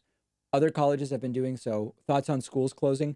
I'm the wrong person to ask. You got to ask the medical experts. I don't know. Jane Woman Power says, we all love David. Like and subscribe. Thank you for the reminder, Jane. If you are watching on YouTube, please like and subscribe. We should be able to get to 2,000 likes pretty easily. Just a reminder, like and subscribe. It's free. The like hammer and the subscribe hammer, absolutely use them. They are free. Alice B says, any plausible way Bernie can come back? No. Why or why not in layman's terms? Well, because Bernie is losing by more with every passing minute, and he is going to lose next Tuesday. Voted Bernie in Utah, ready to vote Biden in the general election. Thanks, David. John McKinney says Justin Amash is considering a third-party run. That would take votes from Trump. How likely do you think it is? I have no idea how likely it is. I hope he does it, because it would be bad for Trump. Miguel Palacios says, is it possible for Biden to win a plurality? Yeah, well, yes. Biden is winning a plurality, right? I mean, he has a plurality of the delegates. The question is, can he win a majority, which is 1991? I don't know if you maybe meant to ask that, but yes, he can. Rasmus Haymaker says, conspiracy folks somehow conflate your Argentinian background with rat lines. Consolidates this by pointing out that microphone stand reads Heil. Why? So this is a very well-known microphone stand brand. It's just some guy. I think his name is like Mark Heil or something like that. It has nothing to do with Hitler. And my family is Jewish, so we were not smuggling Nazis into Argentina. But I cannot recommend highly enough. I am currently reading Neil Bascom's book, about the capture of Jew killer Adolf Eichmann, his capture in Argentina he was living under the name Ricardo Clement. And Neil Bascom's book about this is absolutely fantastic. It's a few years old, but I plan to, when I finish the book, I plan to reach out to Neil and just tell him congratulations. It is an incredible, incredible book. And you should absolutely check it out. Okay, Zach Bushman says, Biden has a stutter. Circumlocution explains most of his speech defects. All his dementia, unfitness talk is pretty offensive. So listen, I believe Biden has clearly slowed down now that he's nearly 80 years old compared to 2012 when he debated Paul Ryan. I think a lot of what we are seeing, you were absolutely right about. No question. Jordan Alex says, one thing I think that Sanders supporters overlooked in this primary is that Biden is nowhere near as obscenely unlikable as Hillary Clinton. That is true. That is very true. Baron Steuben says, what needs to change about the progressive movement in order to start winning?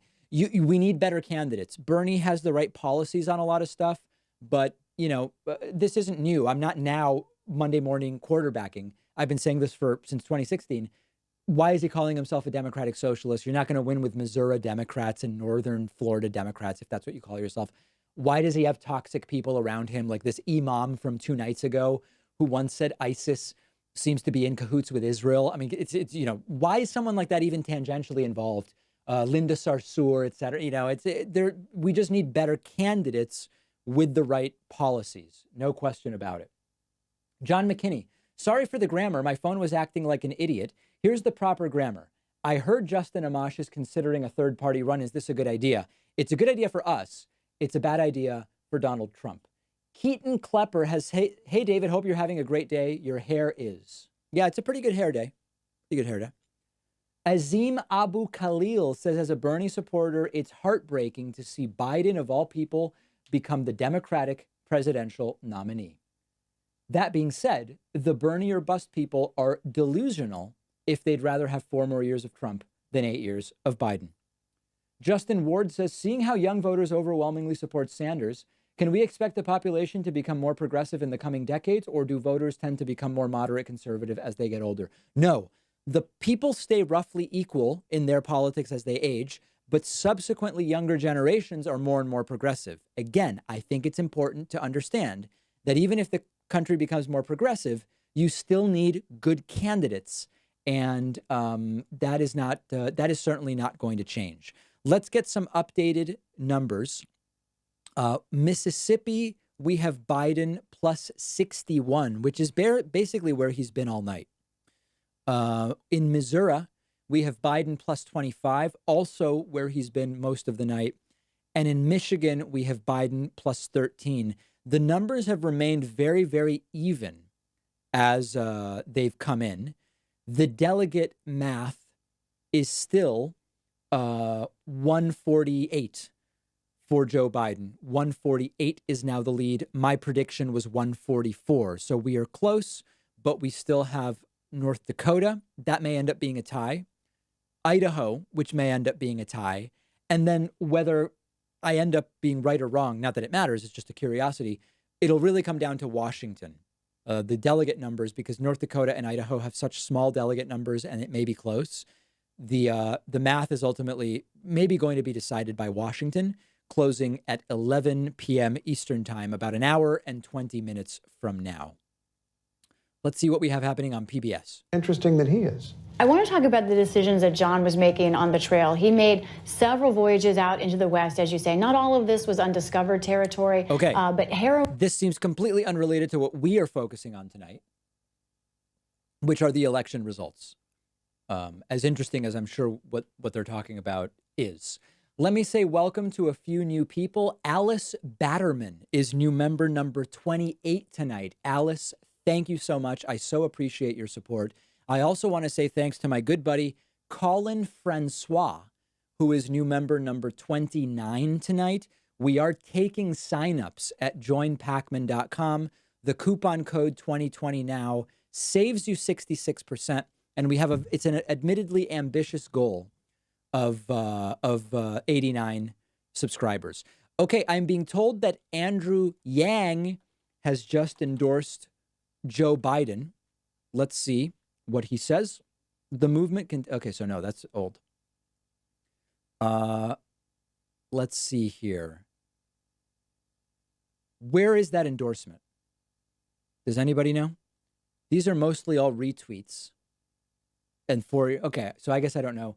I don't know where that is. If anybody can tell me where we can see. By the way, why aren't they letting Yang speak in this debate? He did it on CNN. Oh, okay. In that case, let's search for Andrew Yang endorse and search for videos and see if we can find it. On your paper a lot. We haven't heard from you a little bit. You haven't...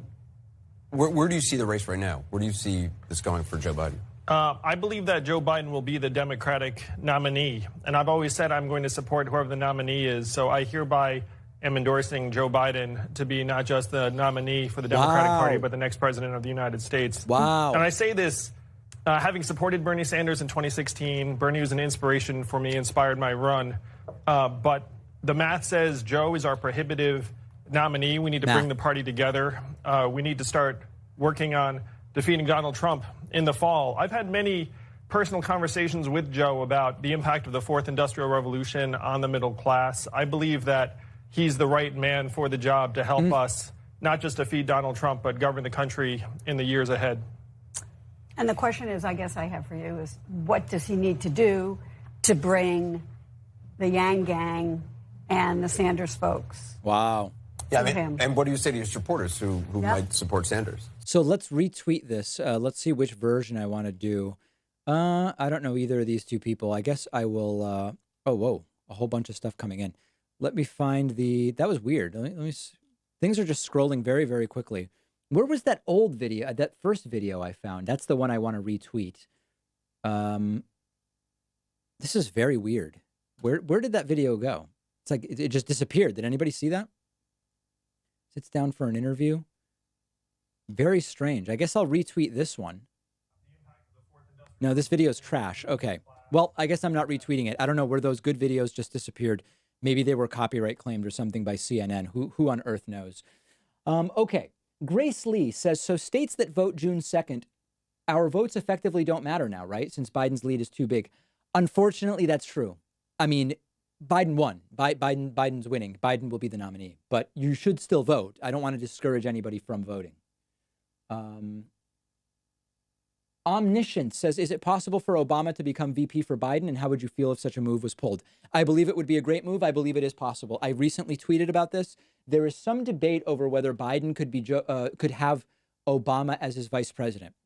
Now, the rule says, in order to be vice president, you must be constitutionally eligible to be president. Some people interpret that to mean because Obama served 2 terms, he's not constitutionally eligible to be president. That's not my read. That constitutionally eligible means you're old enough and you're natural born. And as a result, I believe that, yes, Obama could be Biden's VP. I don't think he would ever do it.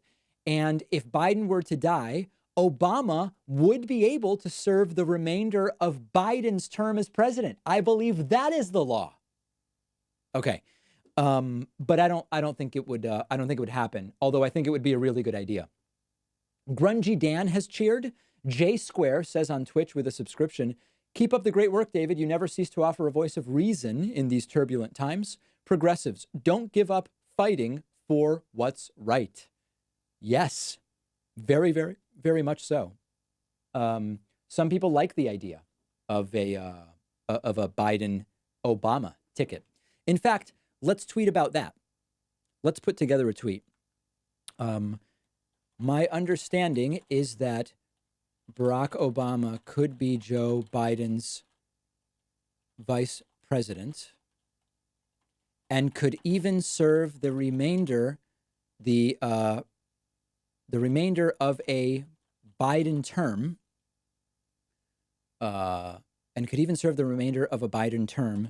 if necessary. Is there any better pick? I want to say something about, is there anyone Biden could pick that would make it more likely that he wins? I don't know that there is.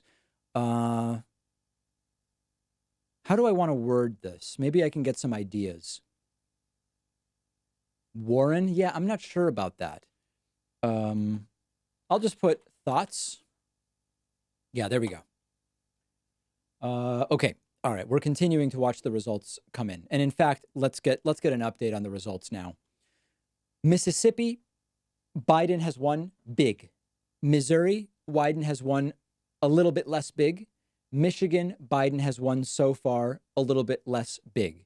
We are waiting on numbers from North Dakota. Polls have closed at 8 p.m. It is what is called I believe that's called a firehouse caucus, isn't it?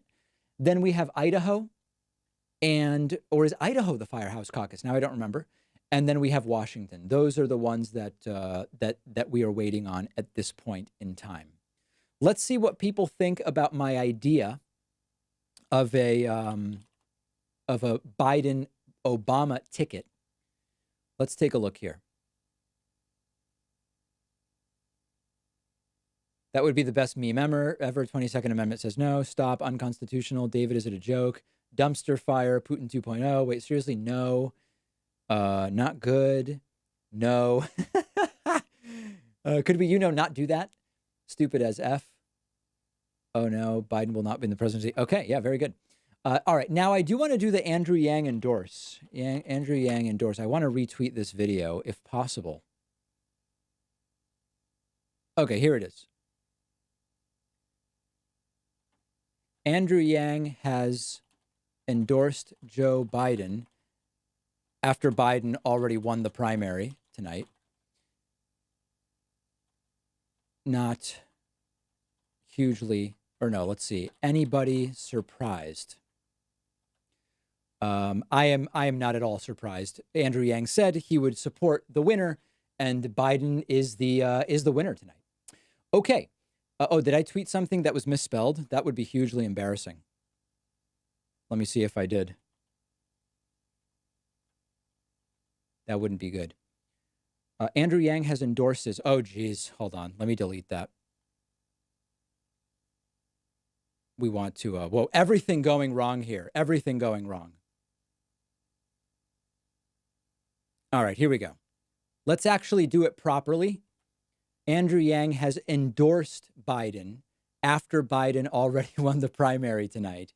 Anybody surprised? There we go. Okay, results continue to come in. I do want to read some more super chats, though, because those also continue to come in. Beezus C. Christ says, I have a stutter. That is not a stutter. Miguel Palacio says, so if Biden does not win a majority, is it possible for Sanders or another candidate to take it instead? It's possible. It's not going to happen. Joseph Dinsey says, I hope you're having a great Purim, David. Good night. Yes, Chag Sameach. FRBE says, who do you think will be Biden's VP? Can't be Liz because of Senate seat. Think it will be Klobuchar. Hope it is not Kamala. Yeah, I think that the most likely people would be Kamala or Amy in looking at everything that I've seen so far. Okay. Other super chats. Lots of Jello says, what do you say to Bernie or Busters who are willing to have 4 more years of Trump just to teach the DNC a lesson? I disagree with them. Jorge Luis 88 says, can the DNC cancel somehow the general election debates to keep up with the strategy of hiding Joe Biden? They certainly could. Again, I don't think it's going to matter. Teach Me Guitar says the nomination is most important, yes, but earning delegates is also very important to force our movement into the DNC platform. The primary process is our version of a parliament, so keep fighting. Yeah, I believe that if you planned to vote for Bernie, you should vote for Bernie, whether it's in Florida or wherever. He will get delegates. It makes his movement stronger, so on and so forth. John McKinney says, should Biden pick Bernie as his VP? Should, I don't know. Will, absolutely not. Doug E., this election is basically the establishment telling the people they don't matter in the long run. Listen, I don't know that that's the right narrative for the left, because when you look at the popular vote, Joe Biden now has a 1.1 million vote lead over Bernie Sanders. That can't just be blamed on the establishment and the DNC. 1.1 million more people said, given the options, I'm going to vote for Biden over Bernie. 1.1 million. I don't know that we do ourselves any favors in the progressive movement if we just say the establishment took it from Bernie when Bernie's down 1.1 million votes in a primary. Okay, that is a big difference. Let me say thank you to Jakku Jedi, who says on Twitch with the subscription, enjoy the content, keep up the fight for sanity. Grungy Dan has sent a I already thanked Grungy Dan. Okay, not going to do that again. Very, very good. If you're just joining us on YouTube, if you were hoping for a Bernie win, I don't have good news. Bernie Sanders is, I am calling it done. It has not been called in any official sense. And of course, the delegate math is still far from 1,991 delegates. But Joe Biden has won all 3 states so far and is now leading by 154 delegates, even more than I predicted. And I believe that Bernie Sanders has no mathematical path that is reasonable to the nomination at this point in time. The numbers are overwhelming in Mississippi, Bernie with a 61-point margin. They are pretty overwhelming in Missouri with a 24-point margin, and Biden with a currently 13.5-point margin in Michigan. All 3 states have been called for Joseph R. Biden Jr. And with Florida and more than 200 delegates looming next Tuesday, I believe it is over. And that I will not shield you from the truth, my friends. Gregory Shavers Jr. says Biden has no appeal for me to vote for him. You're not alone in feeling that. 1822138 says that's a dangerous precedent. Obama as vice president. Some people don't like it. Ryan Olding says, how do you think Stacey Abrams would go as Biden's VP? This has been mentioned to me. I don't believe there is any chance that Stacey Abrams will be Biden's VP. John McKinney says, just to be clear, I don't want a recession, but is a recession the only way Biden can beat Trump? It would seriously help him. I don't want a recession either, but generally speaking, it's very difficult to take out an incumbent president when the economy is perceived to be doing well.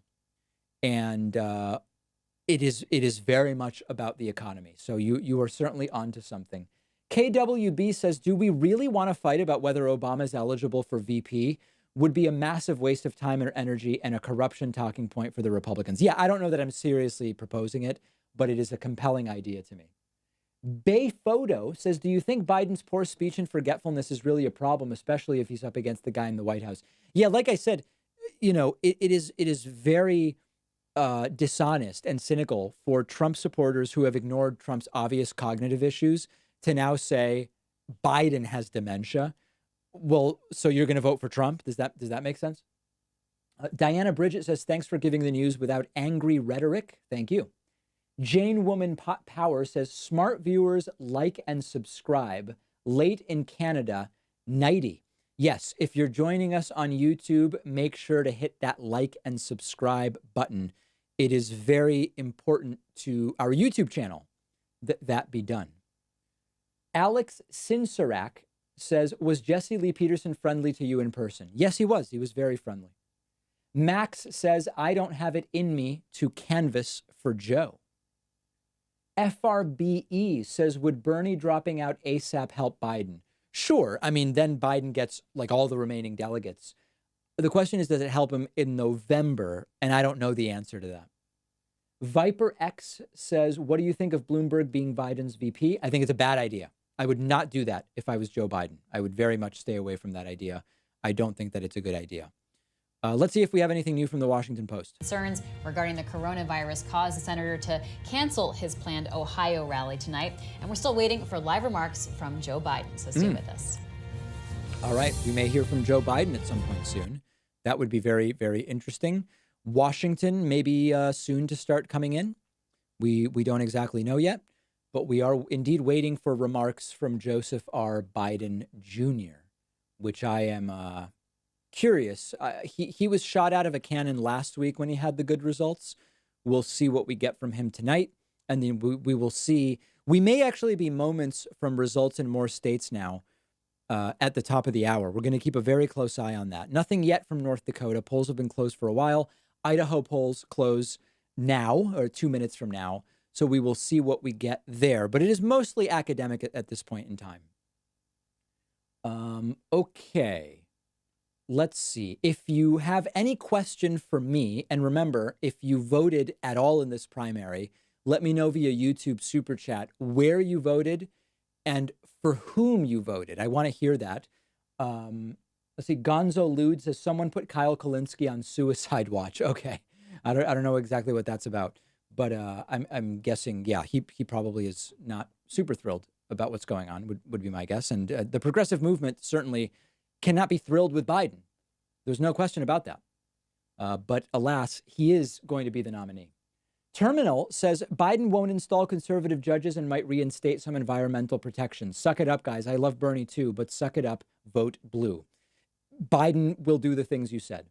Justin Ward says, if your main concern is campaign finance reform, does it make sense to vote for Biden in the general?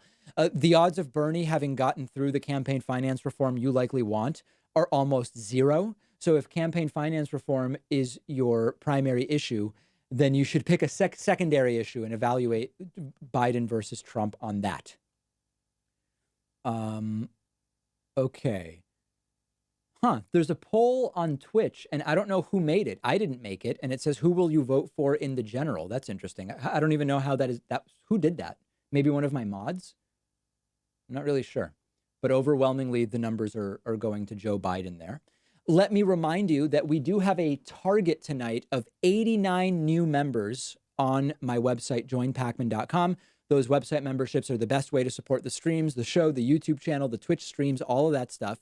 Grab a membership at joinpacman.com. I will thank you live on stream, sing your praises live on stream, and I will be also, we will also watch the blue bar fill up, currently at 29, looking for 89, and it's ambitious, but I believe that we can do it.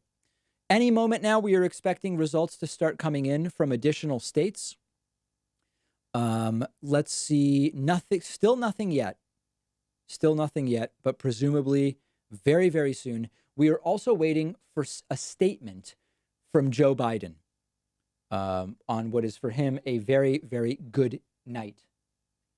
Let's see here. Brian Lloyd says, I'm a Warren voter and not enthusiastic with Biden, but in the end, being disaffected and not supporting Biden means another Trump term. Hashtag blue no matter who. Casual Thursday says, hey, David, some whiny punk attacked me on your subreddit. I will unsubscribe now. Good luck to you and your hype trains. Okay. I mean, okay. I hope it was worth $5 to tell me that. Liam Jaros says, even though Bernie lost, he started a movement. That very well may be true. That very well may be true. And, He did lose. That is the unfortunate reality. Chad Williams says, is Pete Joe's best option? Seems like Pete wants to be Obama and is more appealing to a good portion of millennials. You know, my instinct is that Biden is going to pick a woman for his VP running mate. That's my sense. And I could be wrong. But that's sort of the way that I believe it is going to go. Let me say thank you to Nara, who has subscribed with Twitch Prime over on Twitch. Also, really appreciate my new Twitch followers who have gotten us to 29,000 followers on Twitch. Dodging Rain says, policy over party. What are your thoughts about this? I generally agree with that. Colin Stevens says, voting for Biden feels like a Republican. I'm staying home. Then you help Trump. John McKinney says Hillary Clinton won Super Tuesday twice in 2008. And Barack Obama in 2008. I don't even know what that means. Hillary Clinton, there was only one Super Tuesday. I don't know what you're talking about, John. Robert Braun says, can't tell if I'm more excited or sad at the prospect of a Trump-Biden debate. It's going to be a dumpster fire. Yes, it is. Wasp says, I'm a Swede observing this election from afar.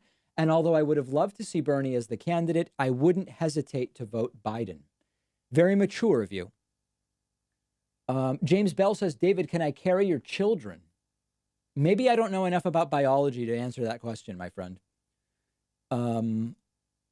we are continuing to wait on results that really should be coming in any second now. Still nothing out of North Dakota, nothing out of Idaho. Let me see if we have any numbers elsewhere. We will take a look at Vox and see what we've got. They have also nothing from North Dakota, nothing from Idaho, and of course, we wouldn't expect anything yet from Washington. The delegate count remains at Biden plus 154. Biden is at plus 154. The popular vote numbers are approaching a 1.15 million vote lead for Joseph R. Biden Jr. as we await results. Let's see what they have to say about Idaho. Where the city of Boise is. And when those votes come in Idaho, we're going to see a lot of votes from the northern parts of the state and the eastern parts of the state, but these are going to be very small counties. Some of them have only a single voting precinct and may have somewhere between 50 and 200 votes in them. What we're really watching is the votes that come in there in Ada County and Boise City. Now, the other thing that we're watching is the state of Washington. The state of Washington has a mail-in campaign ballots, which means voters were able to make their decisions early on and send their ballots in over a long period of time. Right. Now, this could actually benefit the Sanders campaign here in the state. It's fully possible that many of the votes were cast earlier than Joe Biden's resurgence on Super Tuesday. And so it's possible that Sanders is going to punch above his weight here in the state. But those are the kinds of things we'll be watching for later tonight, Libby. Thanks so much. I'd like to welcome my guest this hour, national political reporter James Hohmann, also Eugene Scott. Dave Weigel's back. Thanks for being here, and welcome back, Dave Weigel, national political reporter. Please so tweet Eugene, to Dave this is turning out to Weigel. be a very If a whole bunch of you do it, he has a tablet right there, okay? Tweet to Dave Weigel, and you can tag me in on it. Dave, we love you, and we're watching you on the David Pakman stream. He's a fan of the David Pakman show. You saw him reach right there. He's probably starting to get dings on that tablet. I'm sure he has his Twitter up. Let's start a campaign to tweet. I mean, you know, we're just waiting on results. Let's tweet to Dave Weigel that you're watching him on the David Pakman stream and that we love him. We love Dave Weigel, who's been traveling all around. We're hoping he doesn't get the cool virus. Dave Weigel on Twitter, DaveWeigel, I believe. Let's see here. Dave Weigel. My spelling is atrocious here.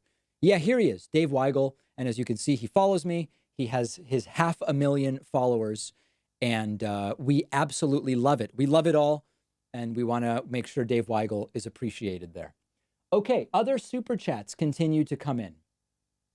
Beezus asks or says, the Reddit comment was a concern troll similar to the narrative that corporate media pushes out about Biden bros, about Bernie bros. Someone was mean, so he unsubscribed. Miguel Palacios says, hey, David, should people still canvass for Sanders? I can't tell people what to do. People should do what is best for them. Casual Thursday says, yes, it was worth it. Unsubscribe. Imminent. I am God. Okay. Oh, this may be about Bernie headed back to Vermont. Let's listen. Answering some questions from reporters. He didn't sound all that confident about Michigan, and I think we can see why reflected in the returns, at least the preliminary returns tonight. But he was supposed to hold a rally in Cleveland, Ohio, and that's where he was going to sort of, deliver a speech or make some remarks about the evening. But his plans to do that were pretty abruptly scrapped late in the afternoon. His campaign said, look, given the concerns about the spread of the coronavirus, we are not going to hold that rally. And so they had to cancel that at the last minute. Mm-hmm. And here we are in Burlington right now, which, of course, is Senator Sanders' hometown. But it's not clear at this hour what, if anything, he's going to say tonight, whether he's going to maybe wait until we see some of these western states report some of the returns, because these states like Washington and Idaho might be more favorable to him. It's clearly been a very, very difficult and tough night based on the returns we've seen so far. So we're awaiting word from the Sanders campaign about what, if anything, he's going to be saying or doing tonight. Can you give us some insight, Sean, into the calculations they have to make, like what Bernie Sanders and his team have to think through as they decide if he should address supporters tonight, if he should make a statement, and what he should say if he does decide to do that?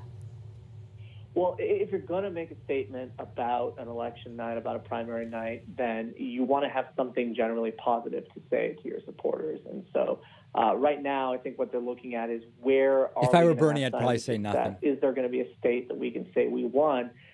Is there something we can tell our supporters, hey, here's a place where we succeeded at what we set out to do, and here's a reason why we can and should keep going. And it's tough right now at this hour when you look at the map, when you look at Michigan, when you look at Missouri, you look at Mississippi. There's we know. So the map part, the interesting part is Bernie being back in Vermont at this point in time. Let's see other super chats. Jackson says Corn Pop 2024. Jimmy DeLine says nomination taken from Biden after Bernie is out. Unlikely. Marksgrad Gaming says, assuming Biden wins the candidacy, how do you predict this would affect the 2024 election? Assuming Trump Jr. is running like he said he will. I've not seen Trump Jr. say that. I don't know. So look, Dave Weigel, he's got to be looking down and seeing these coming in right now. If you guys are actually tweeting him the way I've been suggesting, Dave Weigel looked sucked in right there to his tablet. How many people did actually send Dave Weigel a tweet? 1, 2. I guess only 2. Oh, 3, 4. All right, he's probably noticing some of these tweets, would be my guess. Very, very, but we're having a great time. Grand old time here. Okay, Pyroplasma says Trump is going to win. Arm up now, protect yourself. Joseph Vanskoy says maybe it's time for Bernie to pass the progressive torch to someone younger. Calling yourself a socialist is not helpful. Maybe this is a rejection of Bernie and not a rejection of progressivism. Agree 100%. This is not a rejection of the policies. This is a rejection of Bernie. John McKinney, Hillary beat Obama the March primaries in 2008 and more endorsements, and Obama still became the nominee. The may happen to Bernie. I'm not naive or expecting that, but something to consider. Okay. I don't know that that's true, but we'll look it up. Grandma's boy says, couldn't Bernie dominate the debate and come back? I don't think so. Mohammed Pope says, I don't know the point of participating anymore. I understand. Jackson says, when Trump and Biden have to drop out due to cool virus, you know who will be left? That's right, David. Bill Weld versus Tulsi Gabbard, Tulsi 2020. End sarcasm. Ryan Henry Dean says, what about Sherrod Brown as VP to shore up the Midwest? Isn't it shore up? In any case, I like Sherrod Brown strategically, but I think they're going to pick a woman. Vintage Barbie says, vote blue, we need to stick together. Casual Thursday says, hey, David, did you like Blade Runner 2049? I did, but not as much as the original Blade Runner. Jason Pope says, will Biden support D.C. and Puerto Rico statehood? I think he would likely support it, but he wouldn't make it his issue. Let's see if Dave shouts us out. Left was sympathetic to him, that if he got to a general election, he would increase turnout. And he's been modulating some of his rhetoric and saying that he will increase youth turnout in a general election. Implication being he's not really done it in a big way this time. But the story in a lot of these states is that suburban voters who sat on the sidelines in 2016, we need to get into their heads a little bit. In 2016, at this point, 4 years ago, we all looked and felt a lot more energetic, at least me. Speak for yourself, Jim White. That Hillary Clinton was going to be the nominee. Yeah. Donald Trump, if he was the nominee, Democrats thought he couldn't win. So there was just a lot of playing with the House's money for Democratic voters and a lot of protest voting for Sanders. Not just protest voting on I hate all these people, voting along lines of I like his ideas, I want to move in this direction. He won't win anyway, so what's the harm? And I think that spirit is gone because of how agonizing 2016 was for Democrats. There's a great desire to end this, even though, look at the exit polling, in all these states so far, certainly when Washington comes in, voters agreed with Sanders on Medicare for all on his key issues. He never did close the gap with voters who thought, I like him, I'm not sure if he can get elected and get this done. Weigel is totally right here. Did a it's very not good an job issue-based making, problem. but an argument that sunk in because people just did not see him. If you look at again the polling on not character, which he does very well, not honesty, which he does very well, but on uniting the country and delivering on the agenda, he does much better than he does much worse than Joe Biden. Let's check in with Joyce Coe, who's been covering the Sanders Dave is absolutely campaign spot now. on, and Joyce he joins is us seeing from the Cleveland, messages come in on his tablet, folks. Rest assured, he sees your messages. Okay, let's see here. I do want to welcome in Veena Gadapalli, who is new member number 30 tonight. We have breached 30. We do have a huge discount code. The coupon code is 2020 now at joinpacman.com. The way it works is you sign up, you get tons of awesome stuff, you support independent media, I say your name, and then the blue the blue bar continues to fill up. That's the way it works. Let's see if we have any updated numbers at all. We do not. Let's see. Michigan numbers continue to come in. Biden has won Michigan, Biden has won Missouri, and Biden has won Mississippi. We are waiting on North Dakota, Idaho, and Washington. And we are waiting on Joe Biden, who was scheduled to start speaking at 9:30, and they have still not seen him. They have still not seen him. Let's do a shout out tweet now to Dave Weigel. Dipping in and out of Dave Weigel commentary on Washington Post live stream. Weigel is on point as usual. This was not a rejection of Bernie's policies, but a reflection of the Dem electorate's view of Bernie as an individual, as a person. What am I trying to say? It's not really as a person. It's more of as the role he would play uniting or whatever. As a politician, as a candidate, his personality, but a reflection of the electorate's view of Bernie himself. Yeah, I like that. That's the best. Dipping in and out of Dave Weigel commentary on Washington Post live stream. Weigel is on point as usual. Yeah, okay. Beautiful. We love it. We absolutely love it. All right, let's get back over to the Washington Post video here and get back to your comments via Super Chat. Bailey RN said, oh, sorry, Michelle Bennett. No, I skipped a whole bunch and I apologize. Jason Pope says, oh no, we already did that one. First Class Admiral Giga Chad says, your take on a Biden-Bernie ticket won't happen though. My take is it won't happen. That's exactly right. Lies in Politics says, do you think Biden can beat Trump? I believe Biden can beat Trump, and I believe Biden can lose to Trump as well. Paul McLaughlin sends a super chat. Michael Bennett says voted for Bernie in Washington State. Michelle Bennett, sorry, no regrets. Bailey RN says, how is it that Biden is viewed as electable? He has major skeletons, cognitive concerns, and no message. It's as if they want more Trump. That is a very popular view among many on the left. Alex Sinsarak says, would you vote for Trump over Kim Jong-un if in an alternative universe where it was either him or Trump for president? I probably vote for Trump over Kim Jong-un. Yes, that's true. Casual Thursday says, David, would you shush a woman during an argument? Okay, I have no idea what you're talking about. And I don't know that I shush people on the basis of whether they deserve to be judged. I don't evaluate identity first. And, you know, whatever. But I think that you've been doing a lot of trolling tonight. So I'm not going to go overly crazy in overthinking my answers to you.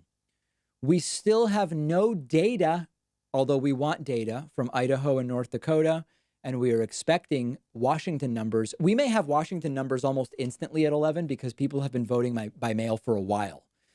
So that is very, very important to bear in mind about Washington. I am going to do, let's see, we're going to do updates at the bottom of the hour. Let's get, I do want to get an update on the popular vote totals. Biden has now surged to a 1.2 million vote lead over Bernie Sanders. And really consider the scope of that, okay? The entire country voted in 2016 for president. And Hillary had a margin of 2.8 million, and it was considered absolutely massive for a presidential race where the person with more votes loses. This is a primary where only about half to 2/3 have voted so far, and Biden has a 1.2 million vote lead. This is really big, and this is why I don't think it's smart or accurate for the left to say the establishment stole it, because a 1.2 million vote margin already is a very big popular vote margin for Joe Biden. It's the reality. The Bernie voters didn't show up, and there weren't as many of them as it might have seemed from, looking at rally crowd sizes and the like. These are lessons that we are learning. Let me say thank you and welcome to Ari Lore. Ari Lore is new member number 31 tonight. I also want to say thank you and welcome to Jordan Blevins. Jordan Blevins is new member number 32 tonight at joinpacman.com.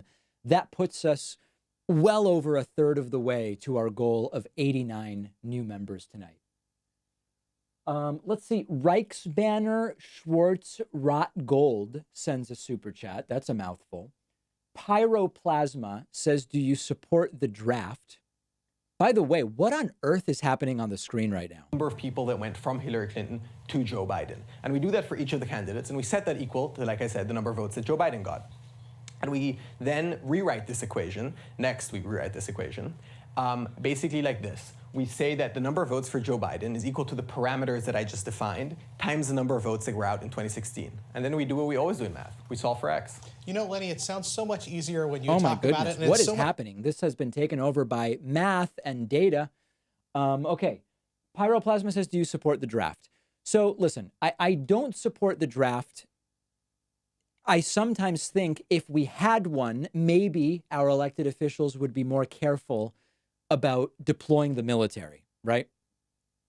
Jackson says to fellow progressives, just because you don't agree with Biden's message doesn't mean he lacks one. Lots of people are moderates. Memorize that fact. Joe Krockenberg says, make Biden stand up. Get it trending. We're waiting for Joe right now. We will see if he stands during today's statement. And maybe they're about to go to it. Let's take a look. Algebra will be in my back pocket. Appreciate it, Jeremy. Thanks so much. Let's talk a little bit about endorsements and the sort of getting on the bandwagon moment that's been happening. Okay, nothing yet. All right. David Adams says Biden hushed and femaled aid today. That's why they asked. Okay. I did not. I didn't see that, but I will look it up, and certainly I want to see what it said. Okay. Jelly Bean says via Twitch Prime subscription. Hey, everybody on Twitch. Appreciate you guys. Jelly Bean says, I voted for Bernie today in Washington State. Thanks for having a live stream tonight. I love hearing your perspective. I also want to say thanks to Mr. Jones, who subscribed on Twitch. Daniel84 has also subscribed on Twitch. And Dominic Lobb is new member number 33 tonight at joinpacman.com, which I appreciate. Let's listen to our buddy Dave Weigel. Friend of mine. And that's not him spinning. I mean, everything we've learned from Sanders that he really does like Joe Biden, even though they were at loggerheads on a lot of stuff. He has not taken swings at Joe Biden that even people like Michael Bennet did and Kamala Harris did when the field was more crowded. And so as he figures out whether it is worth continuing in the race or not, he does not like the idea of being, once again, a kind of a gadfly senator in opposition, often voting against a president. But he is not, I think, as constitutionally objected to the idea of President Joe Biden as he is, as he was with Hillary Clinton, as he was with bringing that wing of the party back into power. James, what have been the most powerful endorsements that Joe Biden's got? All right, folks, in terms of we got on Dave Weigel's radar. Dave Weigel has retweeted me and a whole bunch of other Washington Post people. This is so funny. Glenn Kessler from the Washington Post has now retweeted me talking about Dave Weigel. The Washington Post video producers that are producing this stream have retweeted me. We love those guys over there. We don't call them the Amazon, Jeff Bezos, fake news Washington Post. We actually really respect a lot of the great investigative work that the Washington Post has been doing. And it's been great having a little bit of their coverage with us as we look at the results come in, where we still have nothing from North Dakota, Idaho, or Washington, but we have more and more from Mississippi, which is just a brutal blowout by Joseph R. Biden Jr., Missouri, a very strong win for Joe Biden, exceeding the polling expectations. So Missouri, Biden right now is 25. Where was he polling in Missouri? He was polling... actually, no, Biden underperforming in Missouri. Biden was actually polling plus 30 in Missouri. Hard to keep all the numbers straight. Biden was polling plus 30 in Missouri, but ended up only plus 25 as of right now. So actually an underperformance for Biden there. And then Michigan, Biden plus 14 right now, plus 14 in Michigan. Okay. Oh, we have North Dakota numbers. And with 10% reporting, Bernie Sanders has hopped up to a 13.5% lead. Somehow, Elizabeth Warren still has 13% there. I don't know if this is, I believe, a Firehouse caucus, and maybe that's why, or maybe we will get some explanation about that momentarily. But that is what we have so far out of North Dakota. Let's see if we have any North Dakota stuff so far from Vox. It doesn't look like we do. No, nothing from Vox yet, but some early numbers with 10% reporting from North Dakota there. Very, very exciting.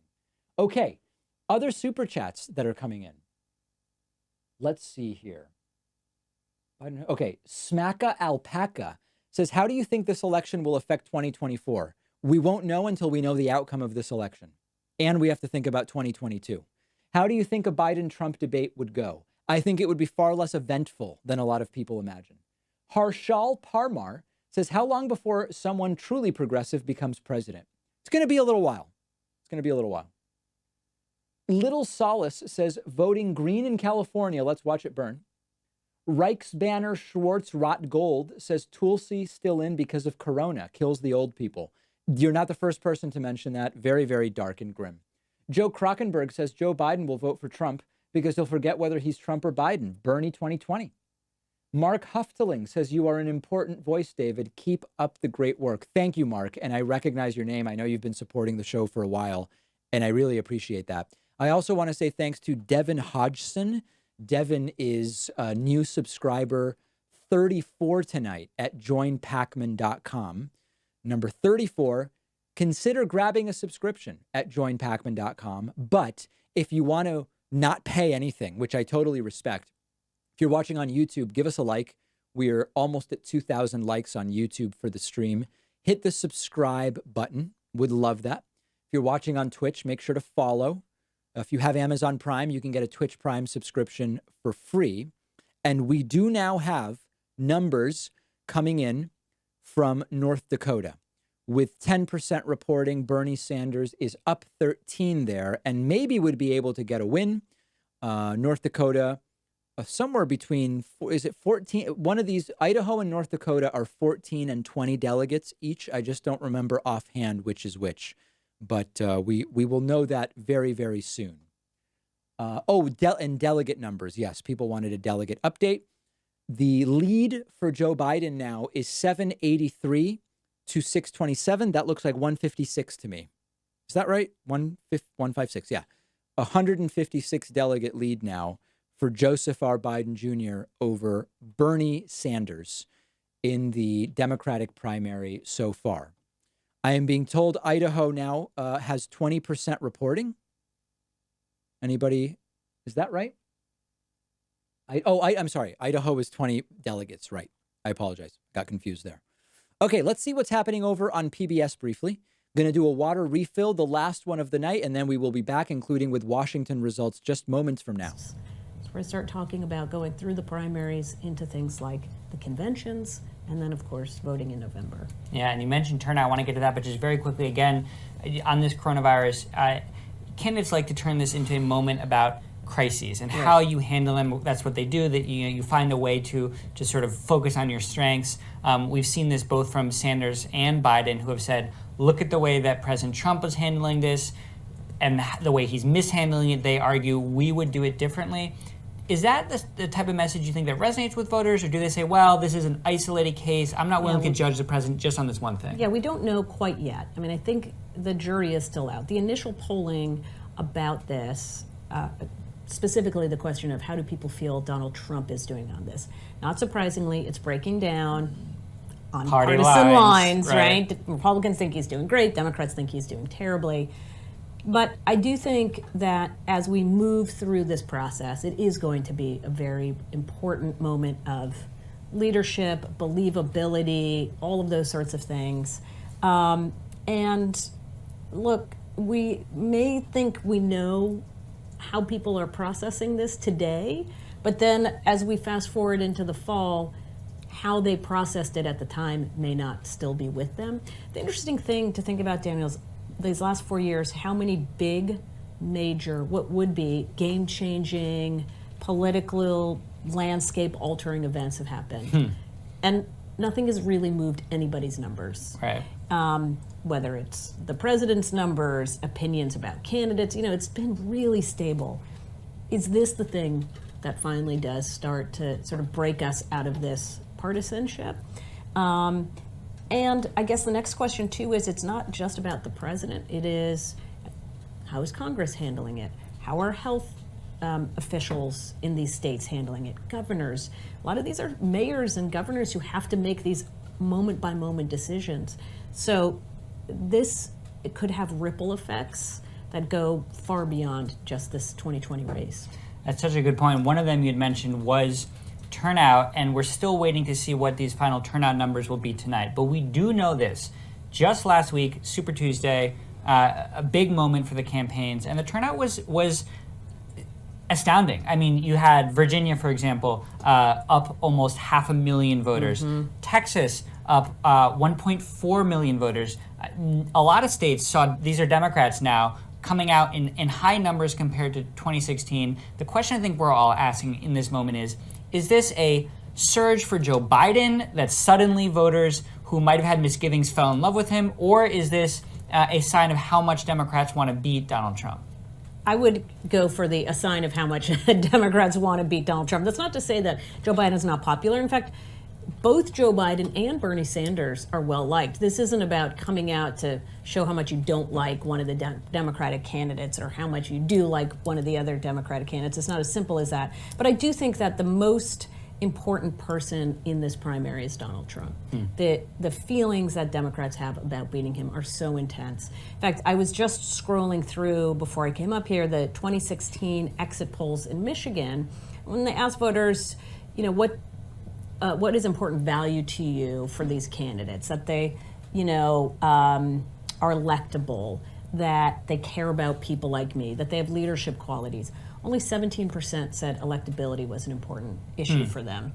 That is now up to 70%. Right, a different case. Yeah. Interesting. We were just talking about sort of comparing this a little bit to 2004. In some ways, a similar election. No elections are exactly alike, but a moment in time where there was a sitting Republican president running for re-election that Democrats really did not like. Yep. They nominated a candidate in John Kerry, who they saw as a safer choice, someone who was more electable, someone who represented the Democratic establishment. It was a question then, as it is now, how much is this support for Kerry versus beating Bush? A lot of Democrats, I think, underestimated Bush in his campaign. They ran a very good campaign in 2004. How does that moment compare in time to this one that we're looking at now going forward? I do think that the intensity factor is that much stronger today than it was in 2004. You're exactly right. When there's an incumbent president, especially a president who's been an incumbent, this would be obviously his re-election, the intensity factor among the out party to get rid of that person is really high. So it's let's all, circle around our one candidate as early as possible to give that person all the advantages that we can and make a safe, quote unquote, safe pick. The difference this year, and we're seeing it in these, to go back to your turnout numbers, in a way that we didn't in 2004, what we're seeing are people turning out and voting in these primaries who stayed home in 2016, at least at the primary stage, or maybe they hadn't been registered to vote or hadn't, just been engaged in politics. Look, we've been seeing this pattern since Donald Trump was elected. In 2017 in Virginia, you had record turnout for state legislative races. Yeah.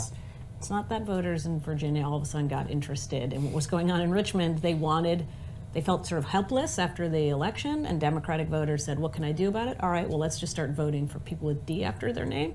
And that continued into 2018, where Democrats won control of the House. And it is continuing to spill over.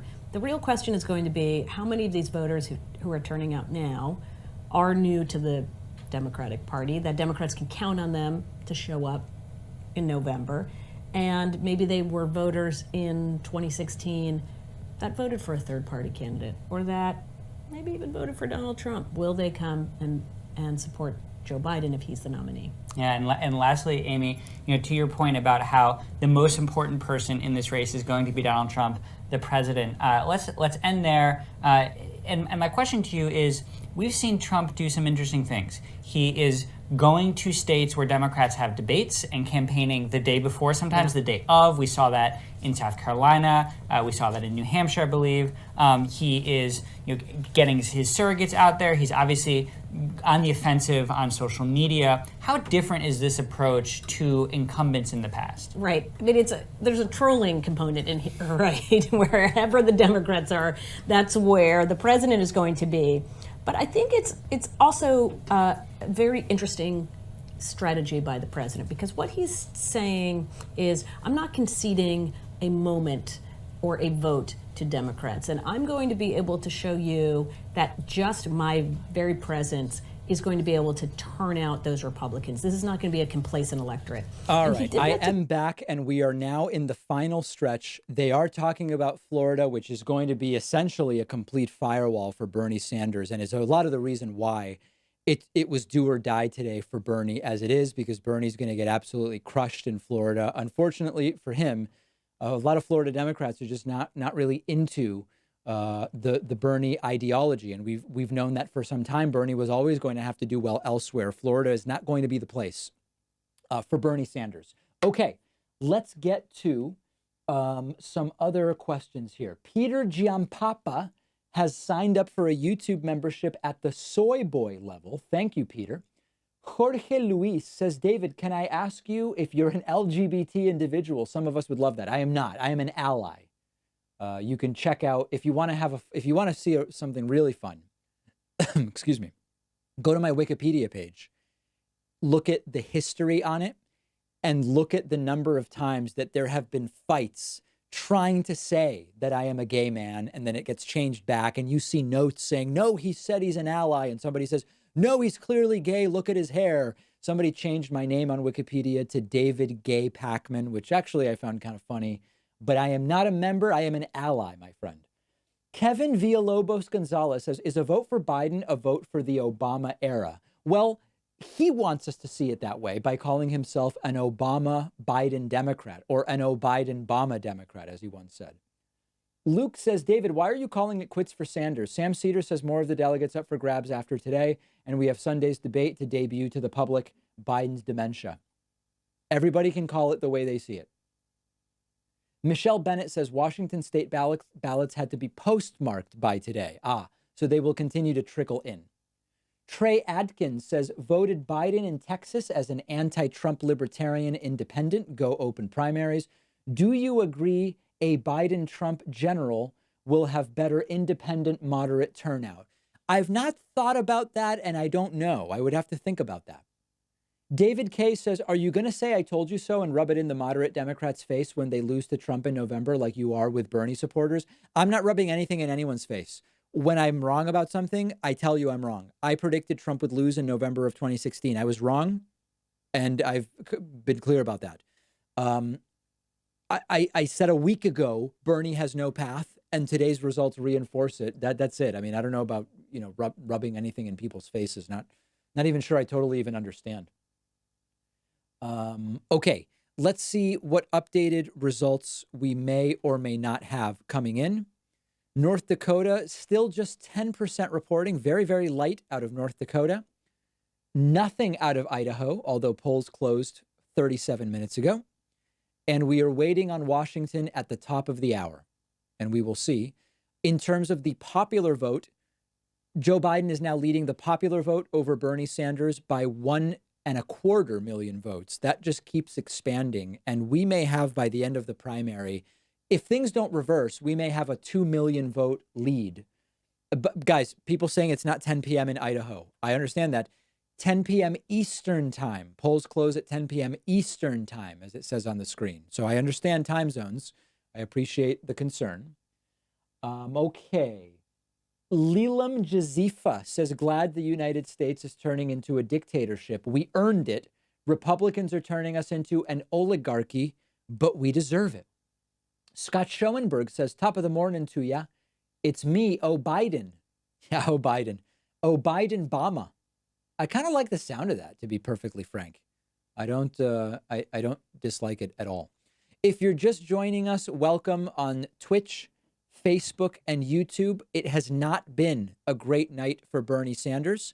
So far, Bernie Sanders has lost Mississippi by roughly 65 points, has lost Missouri by roughly 27 points. That's actually getting closer to exactly what the polls said. And has lost Michigan so far by 14 points, but there are still votes to cast. We have 10% reporting from North Dakota, where Bernie Sanders is indeed ahead. Elizabeth Warren with 12.8% of the vote so far. We are waiting on results from Idaho. And at the top of the hour, we will start getting some results from Washington. It will be, because we have very few things left here that are still question marks.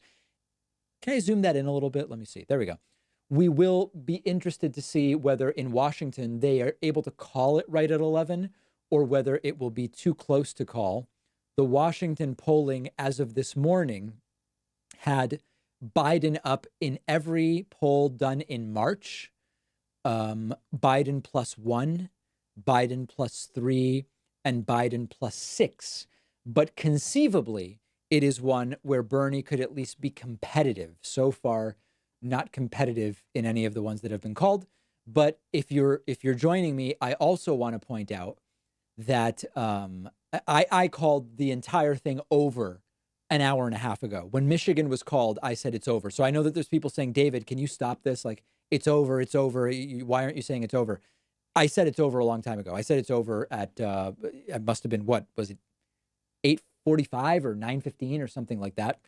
I understand what's going on, my friends. I understand what's going on.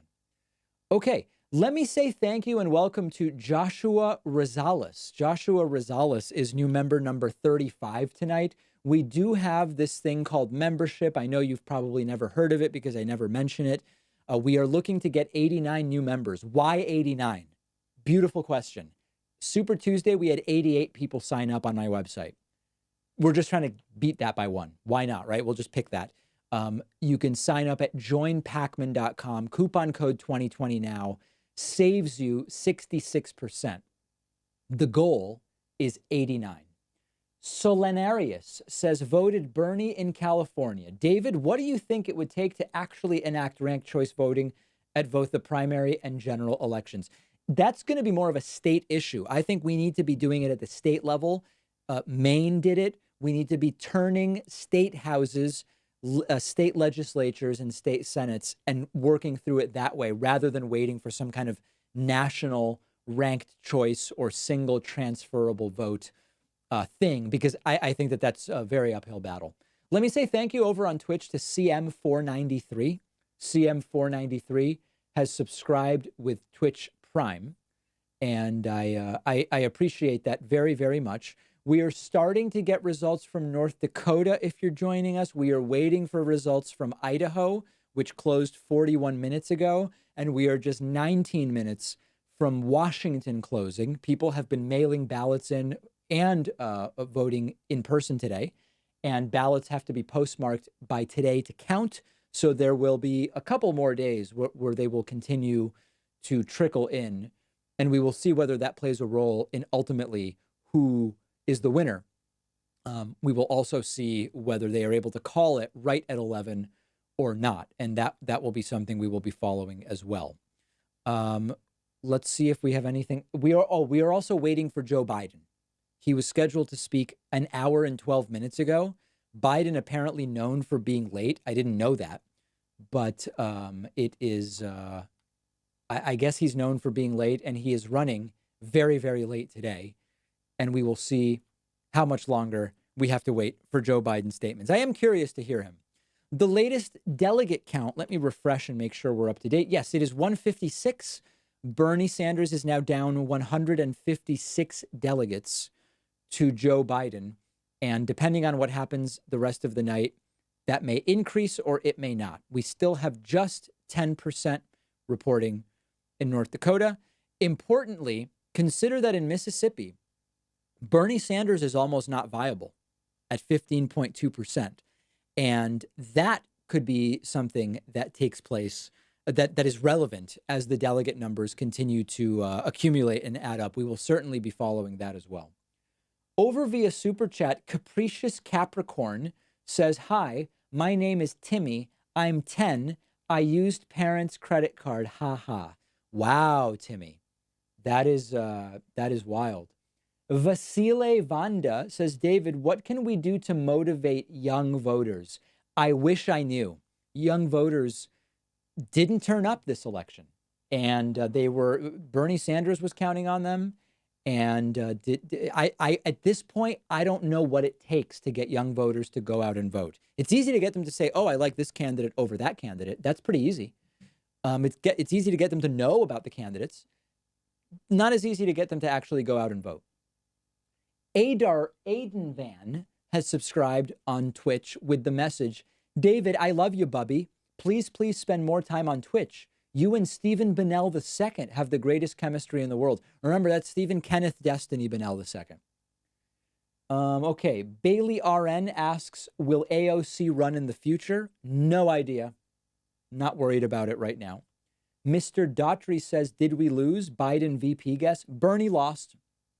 And Biden, I think it's going to be Kamala or Amy. Kamala or Amy running with Biden. Gregory Bertrand says Biden got the black vote, so he thinks he can run on CP time. That's horrible. I don't like that at all. I mean, okay, I guess that's pretty vile. Should I delete that, or should we leave that up? Like, is that just a funny joke, or are people offended? I find it pretty horrible. Should that be deleted because it's a racist? Deleted. Okay, all right, we're gonna delete that. Let's see. Remove. Okay. Cool. Message deleted. Now, what's fascinating is there's no way to refund super chats, so we do keep the money when people send stuff like that. Remember that crazy thing? I don't know how many of you guys were with me back when we were doing the impeachment streams. But there was, during one of the big impeachment streams, somebody sent multiple anti-Semitic super chats in a row, and we just deleted them. And somebody spent like $50 sending me anti-Semitic messages, which were almost instantly deleted, but we kept the money because there's no refund function. It was wild. It was very, very crazy. Okay. Let's take a bit of a listen to what is happening here on Washington Post coverage. A group of voters out who do want to see change, who want to see a serious pivot away from the Trump years to maybe a return or maybe something brand new. So how do they walk that line of saying, let's go back to something reassuring, but also let me give you something to get very excited about? Yeah, well, right now they're leaning more on the former. They're kind of saying we're going to return to the Obama era, but he also frames it as sort of a decency check, a dignity check, character. You know, no one thinks he's going to be more of Trump. He kind of talks about restoring honor to the office. All right, nothing too surprising happening here. Let's see here. Alexa Cameron says, if you're a person of color, colored people time is a household joke. Okay. Dinobot says, why are people who have dropped out still left on ballots? Shouldn't they be removed from ballots if they end their candidacy? It does not actually work that way. Brad Surdity says, Donald Trump won tonight. This is depressing. There is a sort of lack of energy for sure. Let me say thank you and welcome to Brandon Richardson, who is new member number 36 tonight. That's 3636. Love it. Thank you so much, Brandon. You can sign up and join Brandon at joinpacman.com. It's quick. It's easy. It takes a second. Okay, let me see here. There's a user who just signed up on Twitch, and now I'm going to have to figure out the right way to say this. Okay, Jimmy Kun Ilingus has signed up on Twitch Prime. Okay. Thank you. Adrian Benningfield says, call the deleted messages conservative taxes, David. Yes, that's certainly an idea. That's certainly something that the way we could refer to them. I also want to welcome Michael Sylvia. Michael Sylvia is new member number 37 tonight. 37. Thanks, Michael. Very much appreciate that. We are waiting on, what are we waiting on right now? We have a hype train on Twitch. We got to level 3 before. Let's get to level 5. 3-5. Let's get to level 5. It's happening. Okay. We are waiting on Joe Biden to speak. He was scheduled to speak an hour and 18 minutes ago. Still has not spoken. We don't know why. We are waiting on more extensive North Dakota results. Currently only 10% reporting. We are waiting on Idaho reports.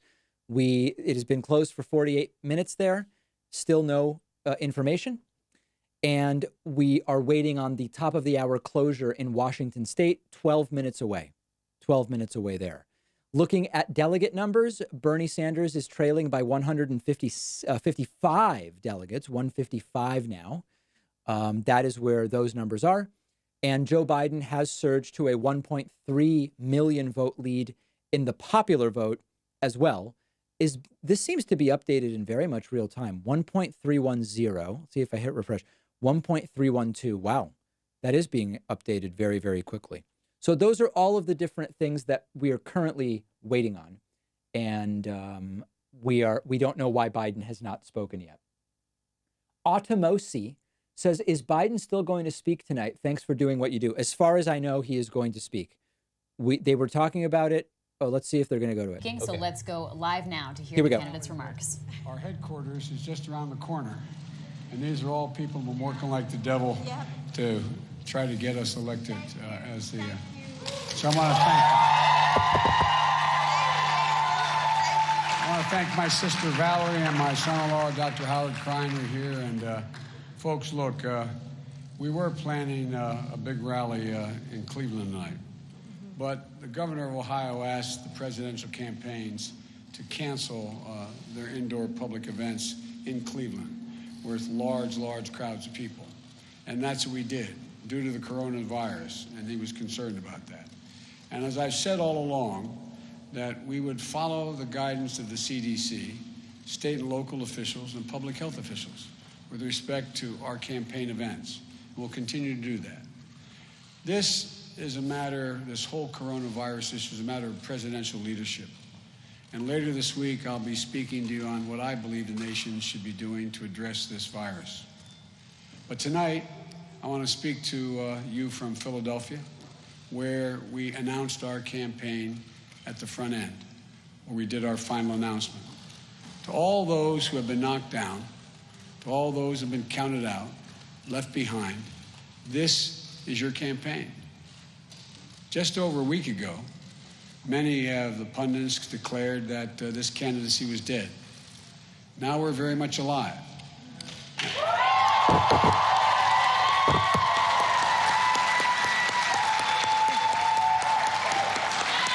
And although there's a way to go, it looks like we're going to have another good night.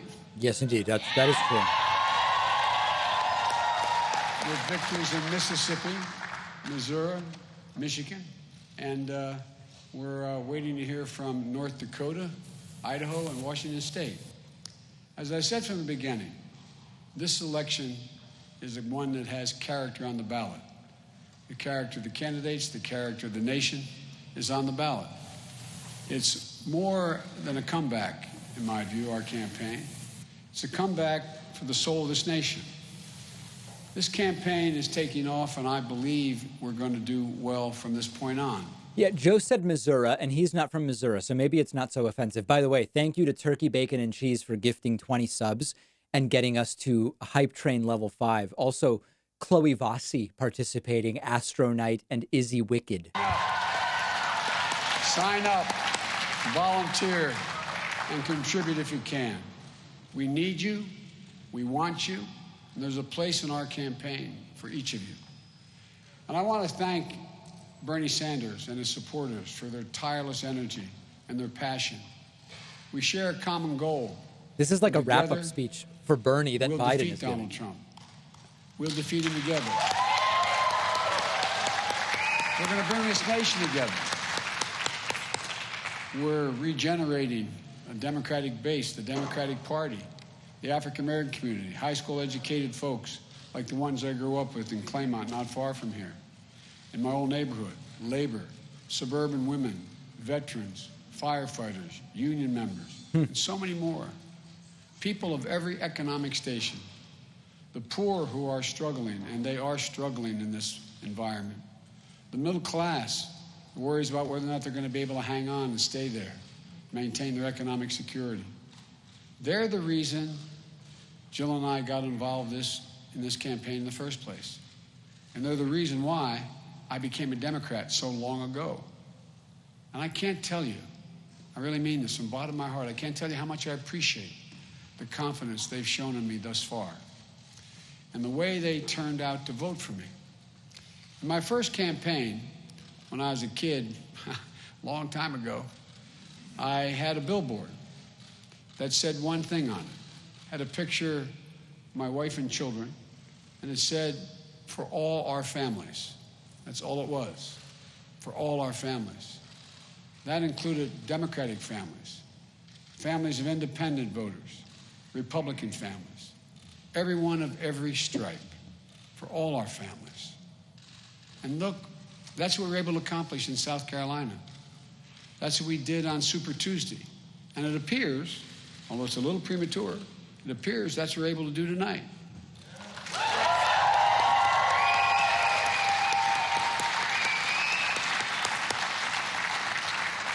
In just the past week, so many of my incredibly capable competitors have endorsed me.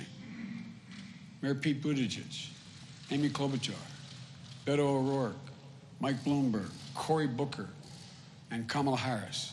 Doesn't seem demented to me. Together, we're bringing this party together. That's what we have to do. Tonight, we are a step closer to restoring decency, dignity, and honor to the White House. That's our ultimate goal. I kind of like Joe being picked up by the mic And at every this once in a moment, while. when there's so much fear in the country, and there's so much fear across the world, we need American leadership. We need presidential leadership that's honest, trusted, truthful, and steady. Reassuring leadership. If I'm given the honor of becoming your president, I promise you I'll strive to give the nation that very leadership. Every day, I have a privilege to hold office. That's the reason why I'm running for president. I believe we're in an incredible moment in American history, a phenomenal opportunity to deliver a bold, progressive vision to the American people, guaranteeing that every American has health care, affordable health care, total health care, not a privilege, but a right. Is he even using a prompter? I mean, this doesn't sound bad. Building on Obamacare, providing every child access to good education, regardless of their zip code, to deal with the moral depravity of our children who have to learn as they go to school, little children, to duck and cover, zigzag down a hallway because they fear someone with a semi-automatic weapon may be coming in. We have to stand up to the gun manufacturers and to the NRA, and I will do it. We have to rebuild the middle class. We have to rebuild the middle class, and this time bring everybody along. Everybody along.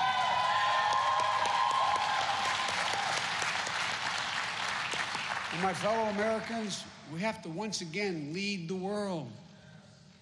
Donald Trump's America First policies made America alone. You know, in the fight against climate change, we have to rally the rest of the world to act, and act now. Rejoin the Paris Climate Accord on day one. Make it clear to our allies that we'll honor our commitments, that our word can be trusted. And make clear to our adversaries he's that doing we the will rant. stand fast and restoring world order. That's the American responsibility. Tonight, I'm speaking to you from the National Constitution Center, not far from where two of the most important documents in all of history were written. The Declaration of Independence. We hold these truths to be self-evident. Those words became the American creed, known around the world. The U.S. Constitution, we the people. These words literally changed the world. We've never fully lived up to the promise of either of those documents, but we've never, ever before walked away from them. And they're a reminder of what's at stake in this election. Our very democracy is at stake in this election. As I said from the moment I announced, not far from here, that I believe we're in the battle for the soul of this nation. With Donald Trump as president, our core values, our standing in the world, our very democracy, everything that has made America, America, is truly at stake. I believe this nation can overcome 4 years of Donald Trump, but given 8, 4 more years, he'll forever and fundamentally change the very character of this nation. We can't let that happen. But winning means uniting America, not sowing more division and anger. It means having a president who not only knows how to fight, but knows how to heal. It means replacing a president who demeans and demonizes people with a president who believes in empathy, compassion, and respect for everyone. It is my hope that the days of divisiveness will soon be over. We're a decent, brave, resilient people. We are better than this moment we're in. And we just need to remember who we are. This is the United States of America. There's not a single thing we cannot do if we do it together. We're on close to the eve of St. Patrick's Day. I'm thought of a quote. Some of you heard me quote many times. A fellow that I admired very much who passed away not long ago, a poet named Seamus Heaney. He wrote a poem called The Cure of Troy.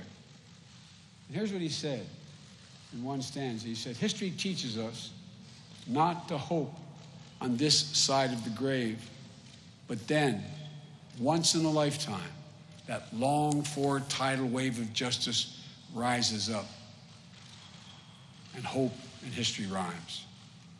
I truly believe it's within our power, for the first time in a long time, because of what's happened in the past 3 years, the power to make hope and history rhyme. That's what we're going to do. God bless you all, and may God protect our country. Wow.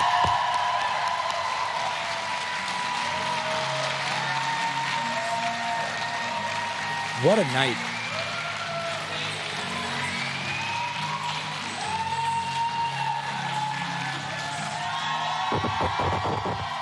What an evening.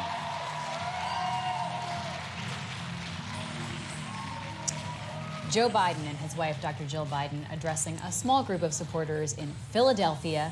Stay tuned. We'll be right back. All right, we are going to get updated numbers. We do have a little more coming in. We have a little coming in from North Dakota. We now, oh no, North Dakota still shows 10% here, but I saw other numbers. Let's see here. This one shows 0. Let me see if I can find nationwide results here. Let's see. Okay. 0 report. Interesting. Okay, no, so maybe we don't have anything more than I could have sworn I saw a little bit more, and it showed that Biden had actually taken the lead. We are just minutes now from Idaho and Washington numbers. We are standing by for those numbers. No updates yet from PBS nor the Washington Post. Let me thank a whole bunch of new people over on Twitch. Nope by Joe, Daydream Fatigue, and Big Iron by Marty Robbins have all subscribed with Twitch Prime. Over on my website, a whole bunch of people have signed up. I want to say thanks to Ian Barry, who is new member number 38 tonight, and Brad Erickson, who is new member number 39 tonight. Thank you so much. You can grab a membership yourself at joinpacman.com. Let's see if we have new results. Are closed. You're watching live coverage of the Washington Post here on primary night. I'm Libby Casey. Let's take a look at the big picture from tonight's races. Joe Biden has won 3 of the 6 states up for grabs tonight: Michigan, Mississippi, and Missouri. Early results are coming in from Idaho, where Sanders has a lead with less than 10% of results. That's not what that so says. far. It says Biden. And in North Dakota, Sanders has a lead with less than 10% of results. That also says reported Biden there as well. Are these numbers wrong? Now's a good time to check back in with our election insights team led by the Post's Joe. Anybody else find that weird? She said Sanders has a lead in both and Biden had a lead in both based on the numbers they had on the screen. That was extraordinarily weird. And it looked like the numbers were exactly the same for both. Yeah, that was weird.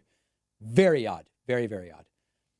Also, thanks to Big Iron by Marty Robbins for gifting a sub to Professor Neurobot. I like that as well. So look, this is Idaho and Biden's votes are basically showing us places where, because there aren't a lot of voters, they can count really quickly. Examples like this would be Clark County, which has about 900 residents, and there are exactly 6 voters here in the Democratic primary, and it's a tie. We've got Biden at 37%, Sanders at 37%, and Tulsi Gabbard in there as well. And Gabbard. so, we're looking at places like this in Idaho, but again, it's likely to be the case that as Boise and places like Pocatello and Idaho Falls come in, this might be a place where Sanders can do well. So that's what we're going to be looking for tonight, is to see if he can hold on to any support. This is a state where we expect him to do, better than he's been doing in other places tonight. But for the Biden campaign, if they can't win the state, they at least want to be close. Now, let's also talk about Washington State. As you mentioned earlier, mail-in ballot deadline is now passed here in Washington State, and we expect to see some results soon.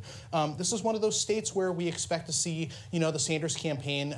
All right, so no results yet there, although we are we are waiting. Let's see. The latest update here from the New York Times: final polls of the night are about to close, but we do not, as of yet, have anything out of there. I do want to do another check of the popular vote, and Joe Biden is rapidly heading towards a 1.4 million vote lead. 1.4 million votes. That is the direction that is going in. Okay, over on YouTube, I have a bunch of super chats coming in that I want to get to. Let's see. Okay, so Biden spoke. Dominic Richardson says, I support Bernie, but were there any of Warren's positions that were better than Bernie's? Well, none of Warren's positions were to the left of Bernie's. The debate, so to speak, is whether some of Warren's ideas are more likely to become the law than some of Bernie's. Clever to Swear says, I'm genuinely shocked at the rise of online political pundits adopting the Bernie or bust mentality. I'm surprised Trump is no longer enemy number one. It is surprising.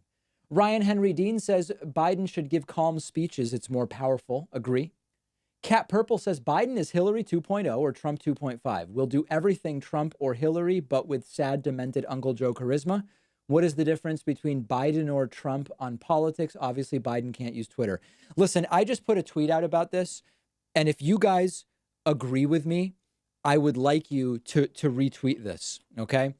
I just tweeted basically everything I think I need to say. Wow, and 64 people already did retweet it.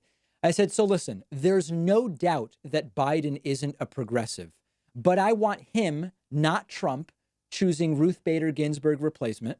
His climate plan is better than Trump's, and his healthcare plan is milquetoast, but it's better than what Trump wants to do. There's little else to say in my mind. That is not a Bernie or bust mentality, right? If you don't like this, then come insult me and ratio me or do whatever it is that you want to do. But if this makes sense to you, then please do, whatever people do on Twitter, like it, retweet it. I guess retweet is the best, right? We're signal boosting. And this is my perspective, and I'm going to be saying more about this tomorrow. Tomorrow, it's going to be a long day, night and day still to come. We're going to talk tomorrow about this. We're going to talk about the failings of the Bernie candidacy. I know there are still people who are going to insist that it's too early and that I still shouldn't be talking about this as if Bernie lost. But okay. I mean, I don't know what else to tell you. But that is essentially my perspective. It sounds like that is in line with some of the things that my followers on YouTube and Twitch are saying right now. Okay. Johnny Silvercloud says, I'll have to say Biden is running on the biggest I have a black best friend flex we will have ever seen in our lives. His black friend in South Carolina turned the entire thing around for him. William Henning says Biden was better tonight. He wasn't yelling. Agree. Thanks to DE for the super chat. Clever to Swear says, I can already forecast the videos. Biden kind of slurs some words and is literally dying on stage. Bernie 2020. Scott Schoenberg says this speech is a supercut of flub repairs. Andranik Massey says, has signed up on YouTube. Grayson Lane says, I'm a college student who voted Bernie in Texas. So many young people are incredibly apathetic when it comes to the issues and actively avoid politics because of the toxicity. Paul Jacobs has become a member on YouTube. Brian Holiday says Biden can get many Bernie voters if he can consistently deliver messages like he just did in Philly. We want to beat Trump just as bad. Interesting. That is very interesting to hear from you, and I appreciate you explaining that. That is interesting. Let's see if we have any updated results here. We do. Early numbers in Idaho with 1% reporting, Joseph R. Biden Jr. plus 10 over Bernard Sanders. Early numbers in Washington with 24% reporting, Joseph R. Biden Jr. plus 3 over Bernard Sanders. Let's compare these results to the polling. In Idaho, with very early data, Biden is plus 10. Let's look at Idaho, Democratic presidential primary. Biden was plus 4 in the only poll from this month. Whoops, sorry, things are clicking all over the place. Biden was plus 4 in Idaho. Currently, Biden is plus 10 in Idaho, but this is only 1%. Let's look now at Washington. In Washington, Biden was roughly, I guess if we average these, it's like plus 3 or 4 in Washington. And so far, Biden is plus, it's tied now. Washington tied. And Elizabeth Warren, because people have been mailing in ballots for a while, Elizabeth Warren at 12.6% there. So that could be a fight.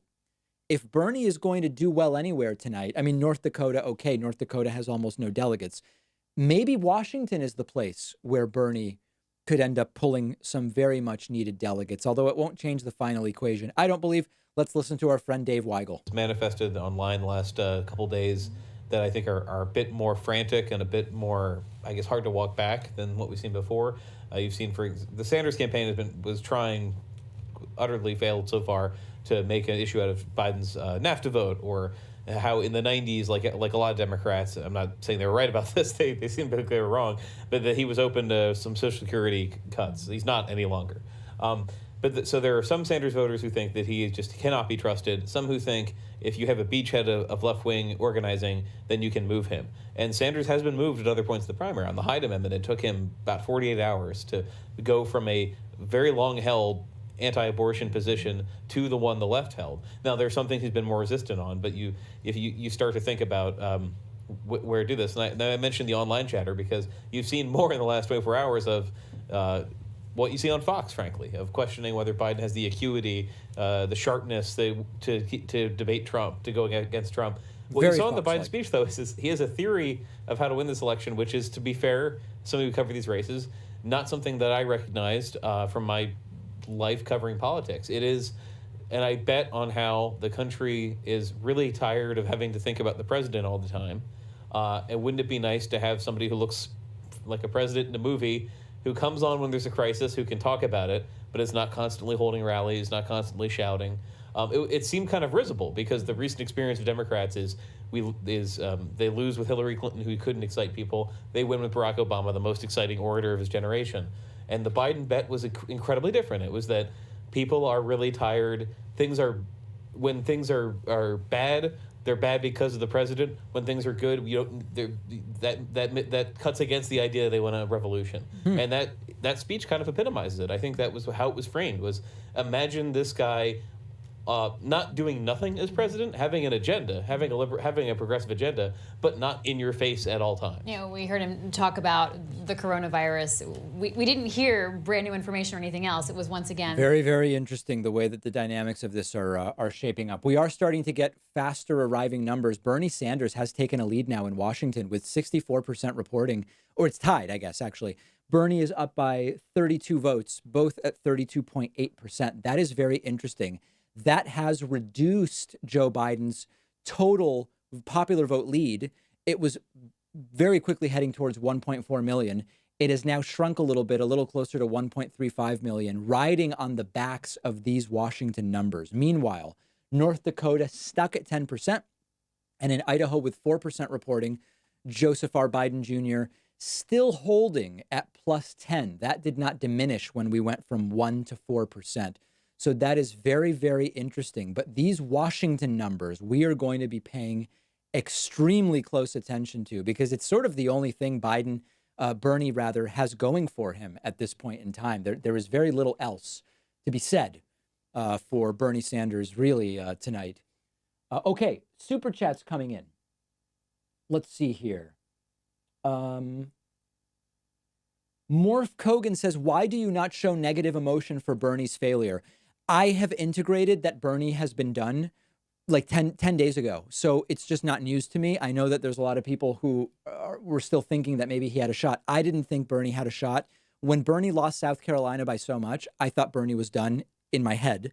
I said it on Super Tuesday, and it's just not news to me. You know, I've integrated this for a long time, and I've been saying for a while, you know, Bernie's got some really toxic people around him. I understand that there are people who like the policies but don't like the whole milieu. Look that word up. And it's just none of this is a surprise. So it's hard to feel shock when you know, it's what I've expected to happen. Cat Purple says Pac-Man equals Rosa move one seat up, not to the front. Okay, I guess you're saying that I'm not liberal enough. Okay, let me know what issue that applies to. Young, Dumb, and Baroque says, where do you see the leftist movement after 2020? You predicted a Biden loss would cause the Democratic establishment to reflect, but they seem too stubborn to do so. Well, Biden didn't lose yet. I think we won't know the impact until we see the results of 2020. Clever to Swear says, now it's Tulsi time. Watch her sweep the primaries. Yeah, she's just been sitting back like a cat waiting to pounce at this exact time. Bob Bezos says, I think everything is just going to go on even if Donald Trump wins. It is what it is, but we need to move on. Nostrand says, what is your perspective on Biden versus Trump? I just tweeted about it, and I invite you, if you agree with me, to retweet this. It's the latest tweet on my Twitter account. I said, there's no doubt Biden isn't a progressive, but I want him, not Trump, choosing Ruth Bader Ginsburg's replacement. His climate plan is better than Trump's, and his healthcare plan is milquetoast, but it's better than what Trump wants to do. There's little else to say in my mind. That's my view. Okay? If that resonates with you, consider giving me a retweet on that. I would appreciate it. Okay. Also, Rand says, your friend mentioned voters don't want shouting. Do you think Bernie's shouting style is rooted in the 60s and it doesn't work as well in the Trump era? I think that's the least of Bernie's problems, quite frankly. I mean, maybe there's a style thing there that you're onto, but no, I don't think that that's why Bernie lost at all. Skatari says, any California delegate numbers yet? A whole bunch of California delegate numbers are already in the totals, just not all of them. Dominic Richardson says, is Trump the worst president in the United States history? You know, it's so hard to make blanket statements like that, and I hesitate to do it. He's certainly the worst president of my lifetime as someone who was old enough to pay attention to politics. Alexa Cameron says, do you think it is counterproductive for Democrats to primary in red states first, since we aren't likely to win in the general? The primary system doesn't make any sense, but not for that reason. I've pointed out other reasons why I think the primary system does not make any sense whatsoever. Let's get updated numbers. They are coming in more quickly now. Washington with 66% reporting, dead even, a couple hundred votes separating Bernie and Joseph R. Biden Jr., both at 32.7%. Now, here's the thing, folks. It almost doesn't matter now. With 66% reporting, it is very unlikely that anybody will win Washington by a lot, and they're going to split the delegates. That's what it's going to be. And let's actually see what I had. I'm just finding my, whoops, sorry about that. Here it is. So I was predicting that Washington would be almost even. I had a few more delegates for Biden, but again, this is basically going to be what happens. It's not going to get either of them an advantage in the sense that if it remains sort of like this, now Bernie with a 0.1% lead, they will either get the same number of delegates or it'll vary by 1 or 2. So really no surprise there. Idaho still stuck at 4%. North Dakota still stuck at 10% reporting there. Okay. Morph Kogan says, off topic, would you take 2 hours to watch Dominion.com? I don't know anything about it. I don't know what was just recommended. I can't vouch for it in any way whatsoever. We do have a goal tonight of 89 new members on my website. Why are website members the best? We pay the smallest fee to receive payments there. If you do Super Chat, Twitch, this, that, the other thing, someone's taking a slice, and it's a much bigger slice than you might imagine. When you sign up on our website, we just pay 2.9% to swipe credit and debit cards. That's why we encourage website subscriptions. and you can save 66% with the coupon code 2020 now. Help get us closer to this goal of 89 new members. Help get us closer. We are currently at 39. Let's push towards 89. And somebody who is doing that right now is Cedric Orban, who is new member number 40 at joinpacman.com. Thanks so much, Cedric. I very much appreciate that. Also want to say thank you to Baba DeWitt for the Twitch Prime subscription. Mike asks, is underestimating Biden's ability to screw up and tank again wise? I don't wish harm on anyone, but who knows how his mental, physical health will progress. Shouldn't Bernie stay in as a contingency? Sure. Remember, if you want to do physical health, Bernie's 78 and he had a heart attack months ago. So I think that sort of runs both ways. And thanks to Bob Bezos for signing up on YouTube at the alpha level as well. Dominic Richardson says, last question, do you believe Bernie is a social democrat or a democratic socialist, as in no more capitalism? Bernie may in his head be a socialist. His campaign has run on social democracy. So that's what I go by. Skatari says, lighter note, any garden plans this year, David? Yes. As many of you know, if you follow me on Instagram, I had a garden, an urban garden last summer. And I grew a whole bunch of stuff, vegetable. You can find videos of me on my Instagram page. In fact, I have a separate playlist on Instagram called Urban Garden, where you can actually see me. Some tomatoes. I think these are what I'm seeing online, like maybe 20 days away. Yeah. Anyway, so I do have big gardening plans. I'm actually going to start. Last time I bought seedlings, because I didn't get started till like May. But this time I'm actually going to get those indoor, it's almost like ice cube trays. You do a single seed in each one. I'm going to try to start some seedlings and get a whole bunch of stuff. I'm going to do tomatoes. We're going to do peppers, bunch of different herbs and a whole bunch of things. I appreciate the diversion at this crucial moment.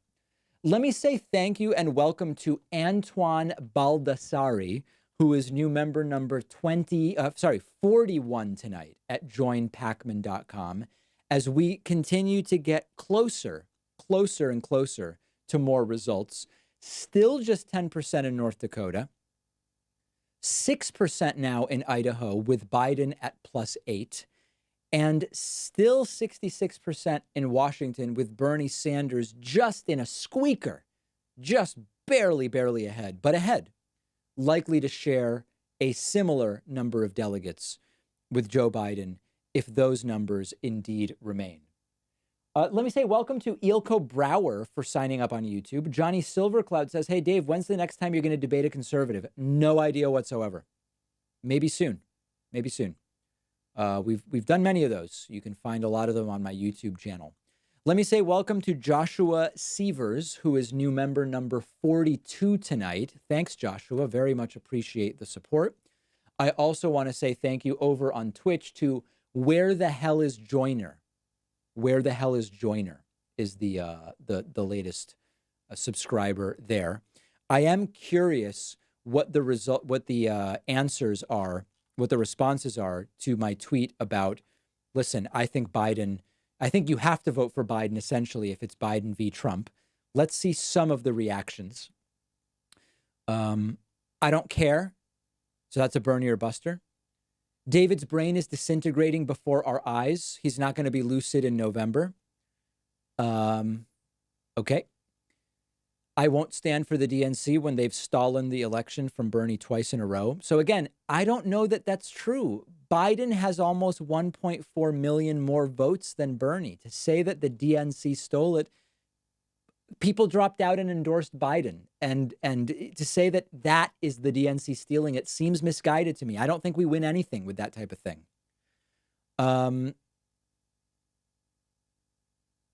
So, I mean, I guess there's a mix. Not voting is saying I don't care about the outcome. Biden would not be able to take the Senate. Sorry, not playing. Didn't matter in 2016. Not going to matter in 2020. See, this seems very dumb to me because it was only because of 77,000 votes in 3 states that Trump won in 2016. So actually, it did matter. 77,000 votes can go one way or the other like that. So I'm sort of concerned by some of the reactions that I'm seeing here. It's not great. It's certainly not great. I'm very worried about it. Washington is still at 66%. Idaho is now at 11%, and Biden's lead has grown a little bit to 9.6%. North Dakota, still 10% reporting there. 10% reporting. Okay. Adams W says, do you think Bernie should drop out after tonight? No, probably not. Bernie can get a bunch of delegates next Tuesday, and those delegates are political capital. So I don't know. If I were Bernie, I probably wouldn't drop out tonight unless I really didn't want to get crushed in Florida, in which case I would drop out tonight. N. Stark says, why can't Bernie get the older liberal vote? There's a lot of answers to that, and one of them has to do with the word socialism. C. Brooks says, convince me how a neoliberal who was party to the Iraq War is worse than Trump, knowing what we know now and all of the suffering. Again, look at my tweet. Supreme Court, climate, healthcare. Biden's not great, but he's better than Trump. If you don't believe in this idea of vote for the least bad person, then go and do whatever you want, right? I mean, just it depends what you want, depends what you value. Let me say thank you and welcome to Sean Moriarty, who, sorry about that, new member number 43 tonight is Sean Moriarty. Jared Tignor is new member number 44. Thanks, Jared. Nancy Pettis is new member number 45.